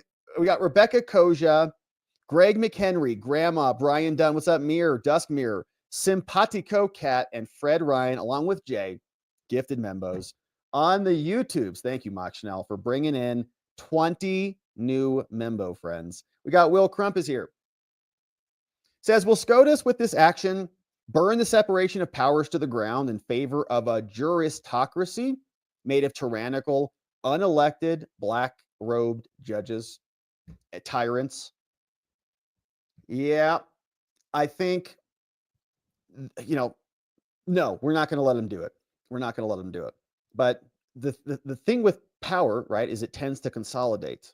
And so it's just a natural evolution of things, which is why we, the people, as a check on the other 3 branches, got to hold the line. Hey, Clark Blount is here. Clark, 50 new Membo friends coming in. Let's see who they are. Thank you, Clark, for doing this. I know there's a couple more coming. We got V Varpt, Mia J, QCZ. We got Rodney. We got Keith Carter. What's up, Salt Miner? Michael, James Ebner, Philip M, Bonnie H, Damien, Everything's Computer Gershwin is here. Everything is computer. What's up, Tater Farm? What's up? We got Kai Mac. We got Joe Smith, Salted Fit Pack. Enchiladas is here. Sweet Potato Night. Drunken Emerald, Dee Dee. We got Stacy, Space Mom, Rebecca. What's up, Brad Taylor? What's going on, Sir Schmangle the Good? Kahiwi is here. Edward, Miss Grandma. We got Smithologist. Beers Beats Battlestar Galactica. We got KRS. What's up, Judy? DN is here. Michael got one. John Jacob. We got Carol Reed, Smelly Weasel, EM, Stephen Evans, Demon J, Andrea Meyer, Matt Metzger, Corey Parrott, and Mick Whitney. And there were so many more that came in, but we missed them. Clark, thank you for bringing in tons of new membos. So new membo friends, Clark Blount brought you in. Clark Blount brought in like 400 or 500 last week too. And so we're amazed to meet you. So members, remember tomorrow morning we'll be live, 12 noon Eastern time. We don't want to miss you.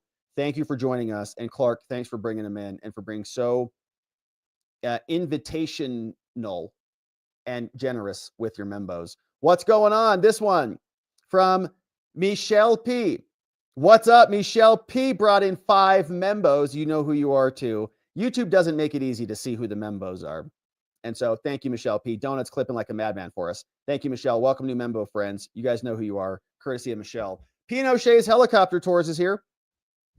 Imagine getting deported by Judge Davy Jones. He walked the plank in 2019. Davy Jones? Was he the one in the Knights? What's the one? The Pirates of the Caribbean. His first mate, Kilmar, handled the appeal. Arg, due process be had. So over the weekend, actually, I went to a very nice, how's it called? Concert? A strings quartet. They played Hans Zimmer, and they played a lot of the, they played one of the pirate song at the end, and it was epic. What's up, Pinochet? Are any of these illegal fugitives from justice in their home countries? Is that ever a factor in habeas or immigration for that matter?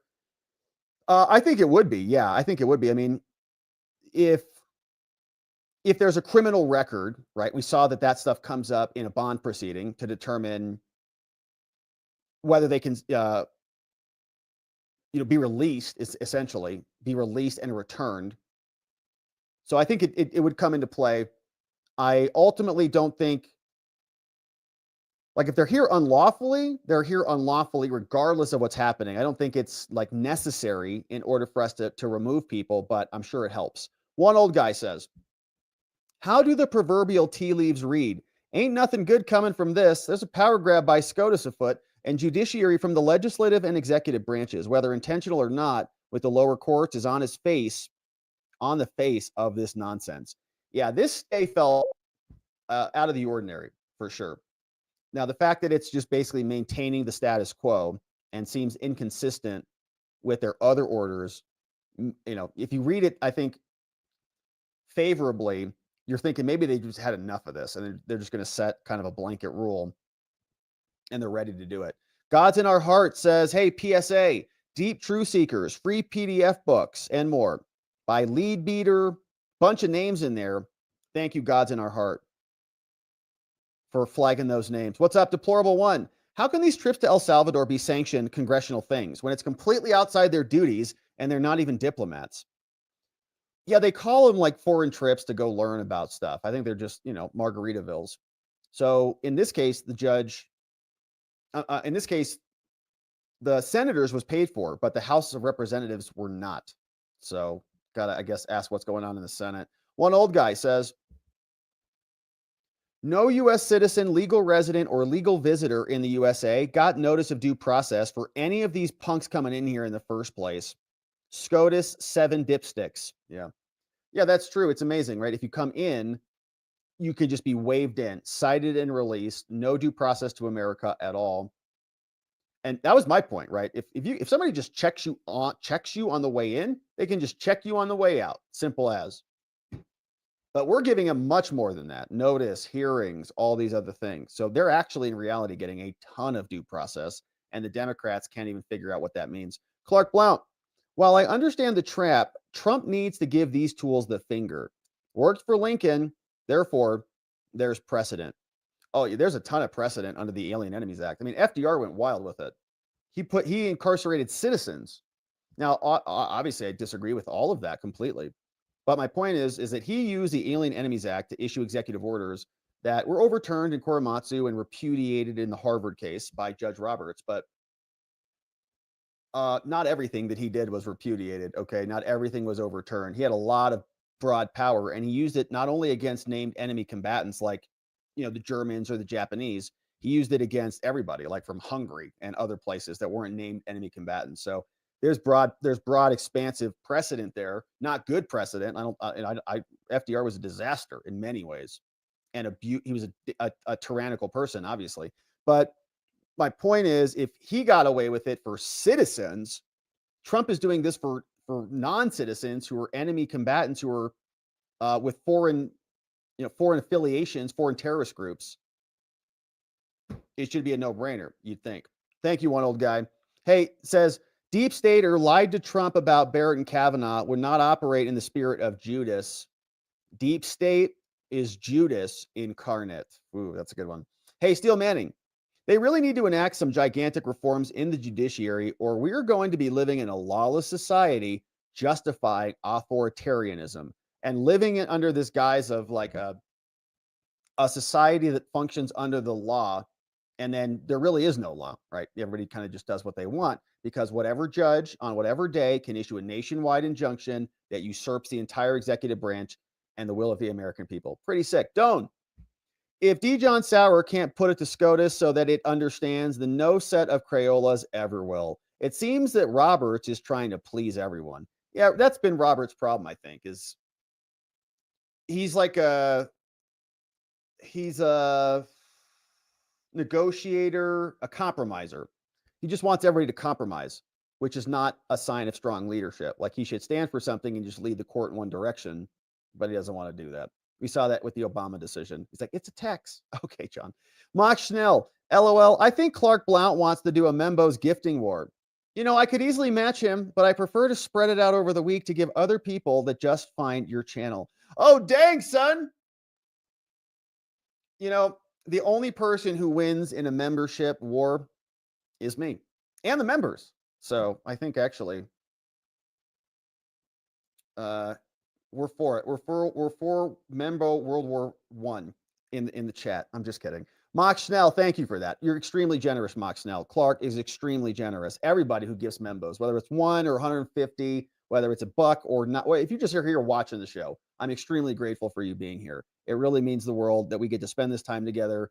We were doing another podcast with a friend, and I was explaining how we are, what we're doing here is more than just a show. It's not like you just turn it on, and you can turn it on and just, do stuff in the background or whatever, but it's deeper than that, right? We're going through history. We're kind of making history, participating, having conversations that are shaping history together. And so whatever it is, however you can participate, it's a real honor. So thank you, Clark. Thank you, Mock Schnell, and everybody for being here. What's up, Clark? The DNC is a RICO criminal organization. Yeah, and they were laundering about a couple $1 billion or a couple $100 billion, as far as we can tell, for their ill-gotten gains. One old guy says, SCOTUS and Dems siding with terrorist gangs created this crisis to the possible demise of this republic. We're not going to let that happen. Thank you, one old guy. Steel Manning says, why can't Trump be a real leader like Lincoln? Arrest the judges and the justices, suspend Habeas, arrest state Congress, bar people from being on the ballot, claiming unconstitutional wartime powers, / end joke, end the joke scene, right? Yeah, because Lincoln basically did all those things. Yeah, Lincoln was tough. And history always writes favorably about the victor, but there are a lot of criticisms about Lincoln and his tyrannical managing of that. But, you know, hindsight's always 20/20. And if the country stays together versus breaking apart, was it worth it? Did the ends justify the means in the Civil War? Yeah, it's an interesting arena. But a lot of people forget about that, about Lincoln. A lot of people call him a dictator. How dare you impose your will on the American people in the South without actual representation? Lots of stuff. All right, Lisa Wilson, thank you for the great comment, Steele. Lisa Wilson, Frost replaced Congresswoman Val Demings in Florida. 3 months as a member, Lisa. Thanks for flagging that one for us. Yeah, I didn't know where they came from. Thomas Bennett. What's up, Thomas? We'll see you tomorrow on the members only stream, and grab the stream from this morning. It was fun. One old guy says, illegal aliens for a misdemeanor of illegal entry get more due process than U.S. citizens do for a misdemeanor traffic violation. Yeah, I mean, it depends. It depends on the court you're in, I suppose. But yeah, I mean, honestly, like I've represented many people in misdemeanor traffic violations, and I've demanded evidence, for example. Like you go to the city of Scottsdale. Try this in the city of Scottsdale, Arizona. You get charged with criminal speeding or reckless driving. Go into Scottsdale and demand you want the computer-aided dispatch records, GPS records for the vehicle. You want basically all the vehicle records, right? The GPS stuff, where they were, all the things. They'll fight you for it. They won't give it to you. They say you're not entitled to it. So I'm charged with a crime. I want evidence of my crime. The officer said he was here. What did his GPS coordinates say? Was he there? Was he seeing me there? Can I just verify that? No, you can't. You don't need it. It's a fishing expedition, blah, blah, blah. Right? So like, do you get due process for that? Not really. Got to fight for that stuff.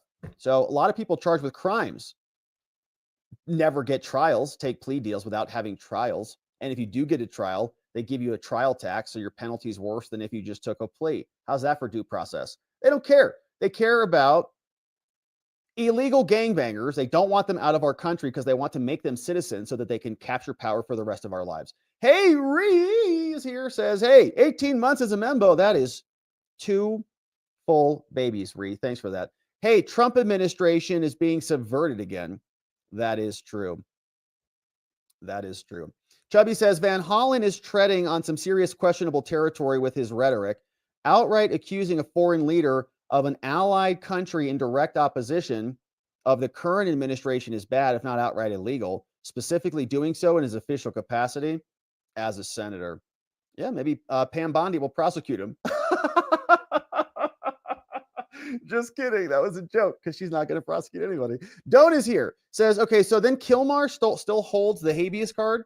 No, he's gone already. So once you're gone, habeas is pretty much done unless you're in like a foreign territory that's controlled by the United States. I'm pretty sure that's the rule. Once you're gone, you're gone. So he's done. He doesn't get to file habeas from El Salvador. That's why they removed him quickly. But he should have filed, I would say, habeas in Texas, which I don't think he did. I think he just filed in Maryland. So in other words, the habeas thing kind of expired because they filed wrong, I think would be my argument on that. He was gone too quickly, in other words. Yeah, that's interesting. It's a great question. Did he file habeas with Zenas? I think he may have.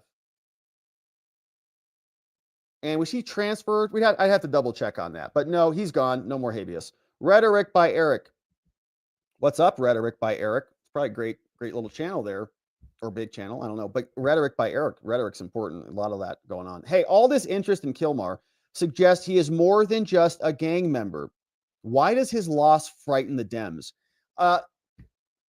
Lots of speculation on it. I think that maybe their constituencies are people who they think can be duped into believing that they're next. We saw Simone Sanders said black people are going to be next. So I don't know. I think it might just be to frighten their pliant constituencies into voting for them, to cause fear in an entity, in a constituency that probably provides a lot of money and resources to them. So politics, it might be that Chris Van Hollen's mom used to be CIA, and he was born, I think, in Pakistan, and then came over to the country in junior high. Maybe he's CIA related. Maybe the MS-13 gang was created by the CIA, and he's there on another op, and Kilmar's just a cover to have some other interface with somebody from MS-13 now that they're under the attack of Trump with the Alien Enemies Act. I don't know. Might be more than that. Maybe they're trying to instigate some domestic conflict by having one group think that they're under attack by another group, like maybe, MAGA is attacking some other group so they can kind of instigate some civil conflict. Who knows? Lots of reasons. One old guy. The Logan Act forbids any congressman or senator or private party outside the State Department from demanding a sovereign country to do anything. From one old guy. Simon Sliva says, hey, Rob, question. Who is paying for all the legal fees for the illegal gang member? Much of this is coming through the ACLU. So I don't know where they're getting their funding. I don't know if the government gives them any money. Of course, if they do, they should be canceled. Those contracts should have been canceled immediately. But I don't know. They probably have a lot of that USAID money. They've been grifting billions for the last few years. So probably that money's stuck under a mattress somewhere. Says, hey, Drunk Pinata. Almost 1 full year for us, Drunk Pinata. Thanks for being here for so long. Says, thank you greatly for all your analysis, Rob. Thank you, Drunk Pinata. I appreciate you, man. Thank you for being a membo and for being here for 11 months. Almost a year. Simon Sliva says Arabella Advisors Soros Group is paying for MS-13 legal fees. It's what I think. Yeah, that might be true. I don't know where the ACLU gets their money, but they've been all over these cases and aggressively. Thank you, Simon. Hey, Dona's here. Rob, you balance your cover well with exposing us to clowns like Raskin, leaving everyone's IQ less damaged in the process. Thanks for that. Well, I do understand there is a cost. When we play Raskin, especially, and Crockett, IQ points go down. That's just a scientific fact if you have to listen to them, especially Jasmine. It's like, like in a video game, like when you're standing in lava in a video game, and it's like, you like dying quickly, like go, go, go. That's kind of how it is to survive a Jasmine Crockett video. But we do try to pause it, and I do try to soften the damage that their communications cost us. So we get through it together. It's good for us too. It makes us like stronger. It's like, like lifting weights tears your muscles down, but it makes you stronger. That's kind of what we're doing here. Drunk Pinata, do you think there was any coordination between Bukele and Trump? They certainly seem to troll the left into acknowledging that those are in fact Garcia's tattoos. Yeah, I don't know. I don't know if they're talking. I mean, legally, it'd be better if they didn't talk because they're talking to the court saying, no, I don't know what the hell's going on down there. Right. So if they're talking, I don't think so. I mean, I think they're both just trolls. It's like great minds think alike. They're just, they know where it's going. Clark, what's up, Clark? Oh my goodness, Clark. What the heck, Clark? Look at this, Clark. All right, my friends. Clark, thank you so much for bringing in 50 new membos. We got 50, 100, 150, 200, 250 plus more. I think that's like 300 membos that came in courtesy of Clark. Clark, you're amazing, man. I'd love to read them all, but they go so quickly. And so I hope you know that we're grateful for each and every membo that you've gifted to us. And every single membo who got gifted one from Clark, there's a lot. We'll see you tomorrow on the members only morning stream. Clark, really amazing of you to do that. Thanks for doing that. Really generous. So if you're in the chat, you got a new membo, you're going to have a full month of bliss in the members only morning streams. And we can't wait to see you over there. So 12 noon Eastern is when we go live. We also do Saturday streams. We stream 6 days a week for membos. Most weeks when we're not attending to other items, but it's a lot. So it's a lot of fun, and we have a great community. Clark, thanks for expanding it, man, and being so generous. Really, really amazing. And we appreciate you. Thank you, Donut, for clipping them. What you could. Amazing. Welcome, new friends. Clark, thanks again. Super generous. I don't even know what to say. Thank you. What's up? Chat with me. So if these people are illegal and just jailed, and these judges keep issuing orders, the illegals are in limbo. And that is better for according to the Dems. Don't we have laws against that as well? Well, that's the thing, is they want them to ultimately stay forever, right? That's the thing, just to stay. What's going on, Mock Schnell? Another 50 membos. And again, thank you, Mock Schnell, for bringing them in. You guys are just, the membo war is on full display right now. And we support it. Thank you, Mock Schnell, for doing that. 50 new membos, courtesy of more speed in the House and more membos. Bunch from Mock Schnell today, too. Thank you, Mock Schnell, for doing it. Sharpie Guy. Okay, so the next 2 years, we're going to have to expect everything our president does until we clean Congress out of rhinos and these Democrats. We all truly need to be involved in every local and state election, as well as reaching out to anyone who will listen and support cleaning up elections, right? Oh, yeah. Yeah, we have to stay engaged. We're not getting disengaged at all. The winning will continue until America is where she should be. We got Ray Ronk is here, says VP didn't kill the Pope, okay? God did. Oh, gosh, Ray, for blasphemy. It's really soon, Ray. It's really soon. But yeah, JD probably didn't kill him, as far as we know, probably. But he was there at a suspicious time. Bonnie, so if all the deportable aliens get to file a habeas hearing after their deportation hearing, do they also get to appeal the decision? Even up to the Supreme Court? I can see where this is going. Yeah, I mean, I think they would, but a lot of that has probably been litigated, right? So like a lot of this has been litigated. Once they're in habeas and they start, like you only need a couple of those. Like you need a couple people to appeal. And they say, nope, these are the indicia. This is the Alien Enemies Act. This is this, and this is, and so you're gone, right? Like the standards will get cleared up. So then as they come through, like not every single illegal is going to go up to the Supreme Court, right? Then you're right. Yeah, we would have to flesh that out. But yeah, I would say so. So like if you file habeas, you get to appeal and ultimately see where that goes.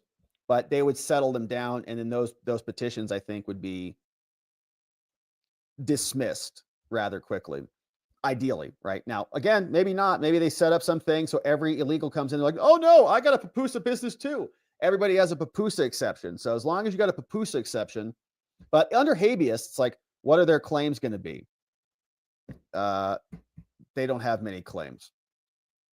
So like the due process stuff, all this stuff that we're seeing, nope, are you a citizen? No, attention, it's lawful. You got the process. You're good. Bye. Chat with me. I repeat what I said earlier. I just hope we have, I hope we have a nice, peaceful summer, not one where people are shooting off more than their mouths. Yeah, no, we don't want anybody shooting anybody, even off at the mouth. What's up, NY? Renal, doctor in the house. The ACLU tacitly threatened to spam the district courts with habeas and other actions unless SCOTUS acted in a way they wanted. Is it time to look into these so-called organizations and how they collude to undermine the government? Yeah. Well, I mean, I think we're seeing what they're doing. So if they're getting government funding or any of those things, certainly those should be looked into. What's up, Will Crump? Hey, are you a Dapper Dan man like George Clooney in Oh Brother, Where Art Thou? I can't really connect anything to George Clooney because he's such a weird dude now. But that was a great song. There was a great song in that film. Hey, ran out of channel names. I don't care how short the long interruption from SCOTUS is. The damage was in the doing. I agree, man. Yeah, justice delayed is justice denied, right? Every day that we as Americans don't get our will executed by the president who we duly elected, that is our power being usurped away from us by other by other judges. So it is a denial of our will, and our country said we won. Pinochet's those were the rules. Now they're trying to change the rules because they're sore losers. Pinochet's helicopter tours says members of this court are vested with the authority to interpret the law. We possess neither the expertise nor the prerogative to make policy judgments. Yep. Those decisions are entrusted to our nation's leaders, who can be thrown out of office if the people disagree with them. It is not our job to protect the people from the consequences of their political choices. Exactly right. They don't get to have any say in that. Well, this is wrong, or this is offensive, or whatever. That's not your say. No one cares what your opinion is. You're a judge. That's for the other branches. One old guy says, the only one more beautiful answer should have been your own lady, Rob. Have fun on the couch, my friend. Yeah, but I got that one old guy. I was going to say Alexis. Who's more beautiful than Caroline when she's mad? If I said Alexis, then that would mean that I made her mad, which I never do. See? What's up, Nevada Legion? I thought that through already. Nevada Legion, please explain how grand juries work. Are they secret? And how did the Dems have so many indictments so fast? Yeah, grand juries are secret, right? They are little bodies that are pulled together by prosecutors. The prosecutors present evidence to the grand jurors, and then the grand jurors indict people like Trump or like January 6ers, which in these cases were Democrats because they were all in Washington, D.C. So that's how they got so many indictments so quickly. But these are not indictments. What we're seeing here, these are just civil lawsuits. These are just civil complaints that you can file. So you don't need a grand jury to file one of these lawsuits. S. Quinn.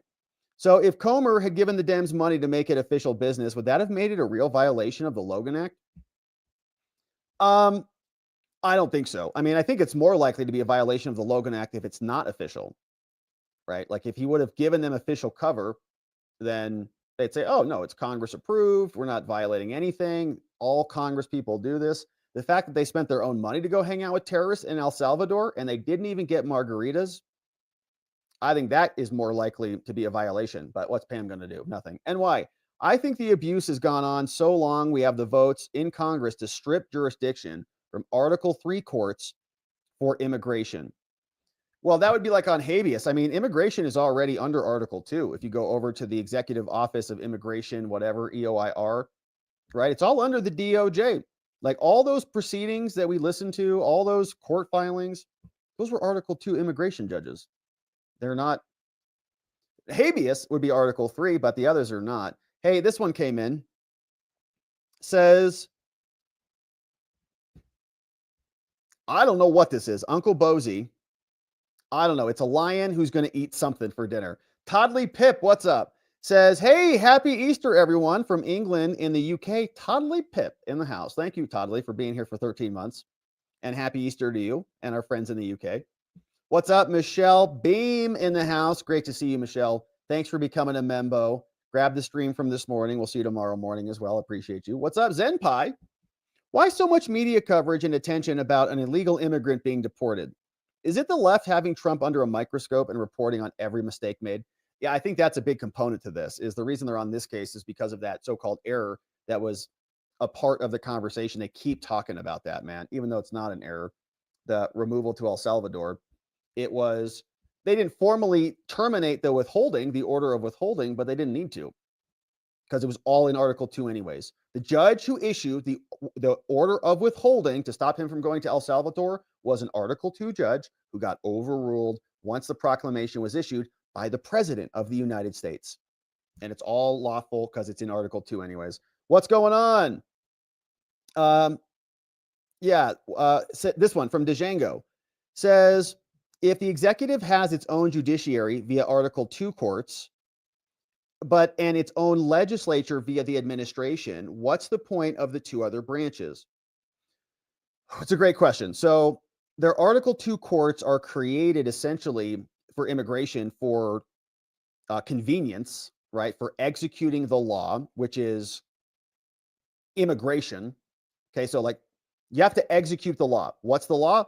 Control the border. Okay, great. People are trying to break the border to come in. We got to kick them back out. So we have to create due process for that mechanism. Okay, everybody's breaking the law. We're enforcing them. We're just going to get rid of them immediately. They don't get to come in here and file new claims with the Article 3 courts because they're not citizens. So that it's set up for that. And Congress passed that, right? Congress created all of that with the immigration rules and all the things. So Congress said, okay, this is necessary for the execution of the law. It's not necessarily like a legal, I mean, it's a legal case, but it's not an Article 3 legal case because they're illegals. It's an administrative function, just kind of like licensing is with your driver's license. It's not criminal. It's not handled by the courts. They don't have the jurisdiction for that per se. So Congress created it. Now, there's still other powers, right? The Article 3 courts can still set the baseline of the Constitution. So the executive branch still can't fall below the Constitution. So in their Article 2 immigration courts, if they do something that is illegal, violates due process, violates the First Amendment, any of those things, they still can't do those. So the Article 3 courts can come in and check them on that and make sure they're in actual compliance with what the legislature, which gave them the power to handle the immigration stuff, says. And then, of course, there's other functionality there, right? Like Congress passes a budget, which then funds the executive, which funds the courts. So there's a lot of components to it, but they're Article 2 courts, and they're set up for immigration. And they got overruled by the Supreme Court of Article 2, which is the president. What's up, Zenpai? How could anyone be against deporting illegals? Well, I think that a lot of them cry about humanitarian things, like, you know, they just want a better life or something. I think that they have no concept of economics or about, you know, supply and demand or about resource distribution. They're kind of just demented in the brain, where they think that America is like this endless vessel that can handle everybody from all over the world, no matter what. There's, I think, some people who are just idealistic and, you know, off in that route. But there are others, I think, who just want to change the fabric of the country and create a Democrat permanent supermajority. What's up, chat with me? Rob, what does your gut say as to why Trump administration is hesitant to move forward with arrests? Do you think it's strategic? I guess it depends on what kind of arrests, because they're certainly arresting some people, but I guess it depends on who you're asking. So I understand them letting the judicial play out to some degree. I think letting the Dems and judges to stand for non-citizens pushes the numbers of independents and Dems closer to MAGA, especially before the midterms. Yeah, so like if it's, you know, like why are they not arresting Liz Cheney? That's a big one, right? Probably political reasons for that. Why are they not arresting, you know, FBI agents who may have violated the law? Again, those are going to take a long time to develop those cases, and they're going to be political, you know, meatballs. Like Epstein people, that's probably not going to happen at all, because it was probably facilitated by our own government. So like nobody's getting arrested there. FBI pipe bomber, probably a Fed. So like those are the reasons why they're not moving forward, is because in many ways, I don't think that the Trump administration, even Pam Bondi or Kash Patel or Dan Bongino, have functional control to the degree that they need to have control in order to bring the prosecutions of the DOJ or of the FBI. They're massive entities, so big it's hard to even understand. So how do you get control of a ship that big? What's up, Clark Blount? Says Democrats need the votes, which is why they're having our country invaded by foreigners who will then have babies, who will then turn into U.S. citizens based on birthright citizenship, unless the Supreme Court does something about it soon. Hey, Boopsie, it might be cool for the White House to show public all the tattoos and signs identifying the different gangs, so we can all know what we're looking for if we see it. The drawback would be they'd come up with new ones. Yeah, exactly. You just nailed it. I figure we can find out on our own, maybe through the police department. But since this is a hot topic right now, I think that would be good. Yeah. Yeah, that's the thing, is like they're dynamic, right? Once they become known as a gang affiliation, they start to change, which is what happened with the Chicago Bulls and stuff like that. Hey, Sheila Poo, reminding all of us, if you have thumbs that are functional, we'd really appreciate a like button click per the thumb. Only if they work. If they don't work, next best option is your forehead. And if you don't have a forehead, to hit the like button. I don't know what else to do. What's up, Spudman? Hey, per Grok. Yes, you can still be deported while your habeas claim is pending. Yes, it depends on context. Yeah, I think that's right. And like the war on terror stuff brought a lot of this into fruition. Like, could you file a habeas claim from a foreign facility if the U.S. is in control of it, but kind of in control of it? Like, how does it work? And there's context to it. This old guy. Hey, Raskin needs to back off from the camera or trim his nose hairs. It's true. Goes for Jasmine, too. Yeah, we played a clip this morning. Jasmine was crying on the air with Katie Fang. You're going to miss you so much. Okay, you two, relax. Sheila Poo. Okay, to clarify, like, share, subscribe, gift if you can. If you're here and you like the chat and the content, hit the like button at the very least. Thank you, Sheila Poo, for encouraging our friends out there to like the video extra hard. What's up, Just Now? Good to see you, Just Now. Thanks for being a membo, for signing up as a supporter just now. Great to see you. Said, reposting this meme because it's you and it's funny and I made it. Don't make me call your mom. The thing is about me is this is me, so this is what I look like.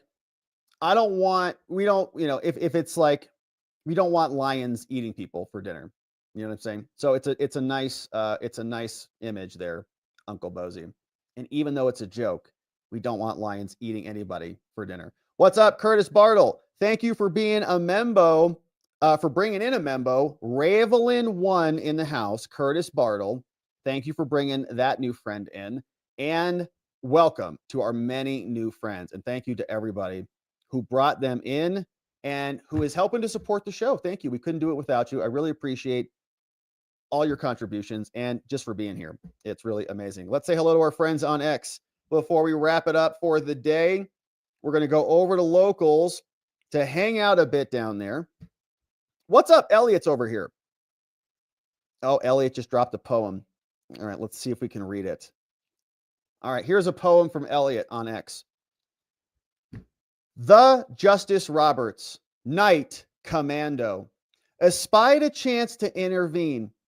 Why grant a witching hour remando? The Count of Mar-a-Lago's mean. With new reports and rumors daily about connivance with Bukele, it's plead on knowledge and belief. They're loading planes for Chateau d'If. Suppose the process was improper. The court is bulldozed, playing nice. Why not indulge judicial vice? Provided Donald comes a cropper, may Justice Roberts' icy glance give chills to Trump and J.D. Vance. From our poet master and doc master Elliot in the house with the verbs and the rhymes. Hey, what's up? B Torn telling us China is in El Salvador, hanging out down there. We also got James Pepper. What's up, James? Sharing a couple links. Hey, Not Faker says, oh, we had a little tube problem earlier, huh? Thank you for the heads up on that. Hey, Perspicacious Pain. Thank you, Perspicacious. What's up, Sylvia? Mr. Yorkie's in the house. And Kevin Hurrah says, hey, turn on the Rob Govea show, baby. Actual court documents explained and broken down in plain English. Fake news will never give you that truth. It's true, they won't. Hey, Mini Tika, thanks for sharing that. And Fred Pedamonte says, yes, my name is Peter. These are my brothers, Mark and Luke. We have never been, nor would we ever be, in MS-13. Oh, wow. Peter, Matthew, Mark, Luke, John, they're all there. Wow, that's amazing. So amazing. Thank you, Fred, for that one. All right, so my friends, thanks once again for sending these in. Of course, we're going to pause there on the day. If you want to grab the Kilmore notes, check out watcherlodge.com/research, or you'll just see it when you go over there. Check it out. We also have a chat over there. So if you'd like to hop in the chat, come say hello. Otherwise, my friends, we're going to leave it there on the day. We're going over to watchingthewatchers.locals.com. We're going to debrief and hang out for a bit. We hope to see you there. But before we wrap it up on the day, we want to thank our amazing mods and meme smiths, Carrie B, Playing Hooky, Dog Digger, Janek in the house, K Bean, and Donut Mind Me, modding the fort down for us, keeping things nice and orderly. Doc Master Elliot, Geegum Geegum, modding down the meme smith in the fort down for us, and Just Rhonda, our purveyor of fine emojis. We appreciate everybody who helps bring this thing together, and we appreciate you all for joining us. But we'll leave it there on the night. Of course, we're going to watchingthewatchers.locals.com for our members only after party. We'd love to see you over there. Otherwise, we are coming back tomorrow to get into it again. And in order to do that appropriately, we are going to need to see you right back here so that together with your help, we can shine that big, beautiful spotlight of accountability and transparency down upon our system with the hope of finding justice. Make it a beautiful night, my friends. Sleep very well. I'll see you right back here tomorrow. Bye-bye.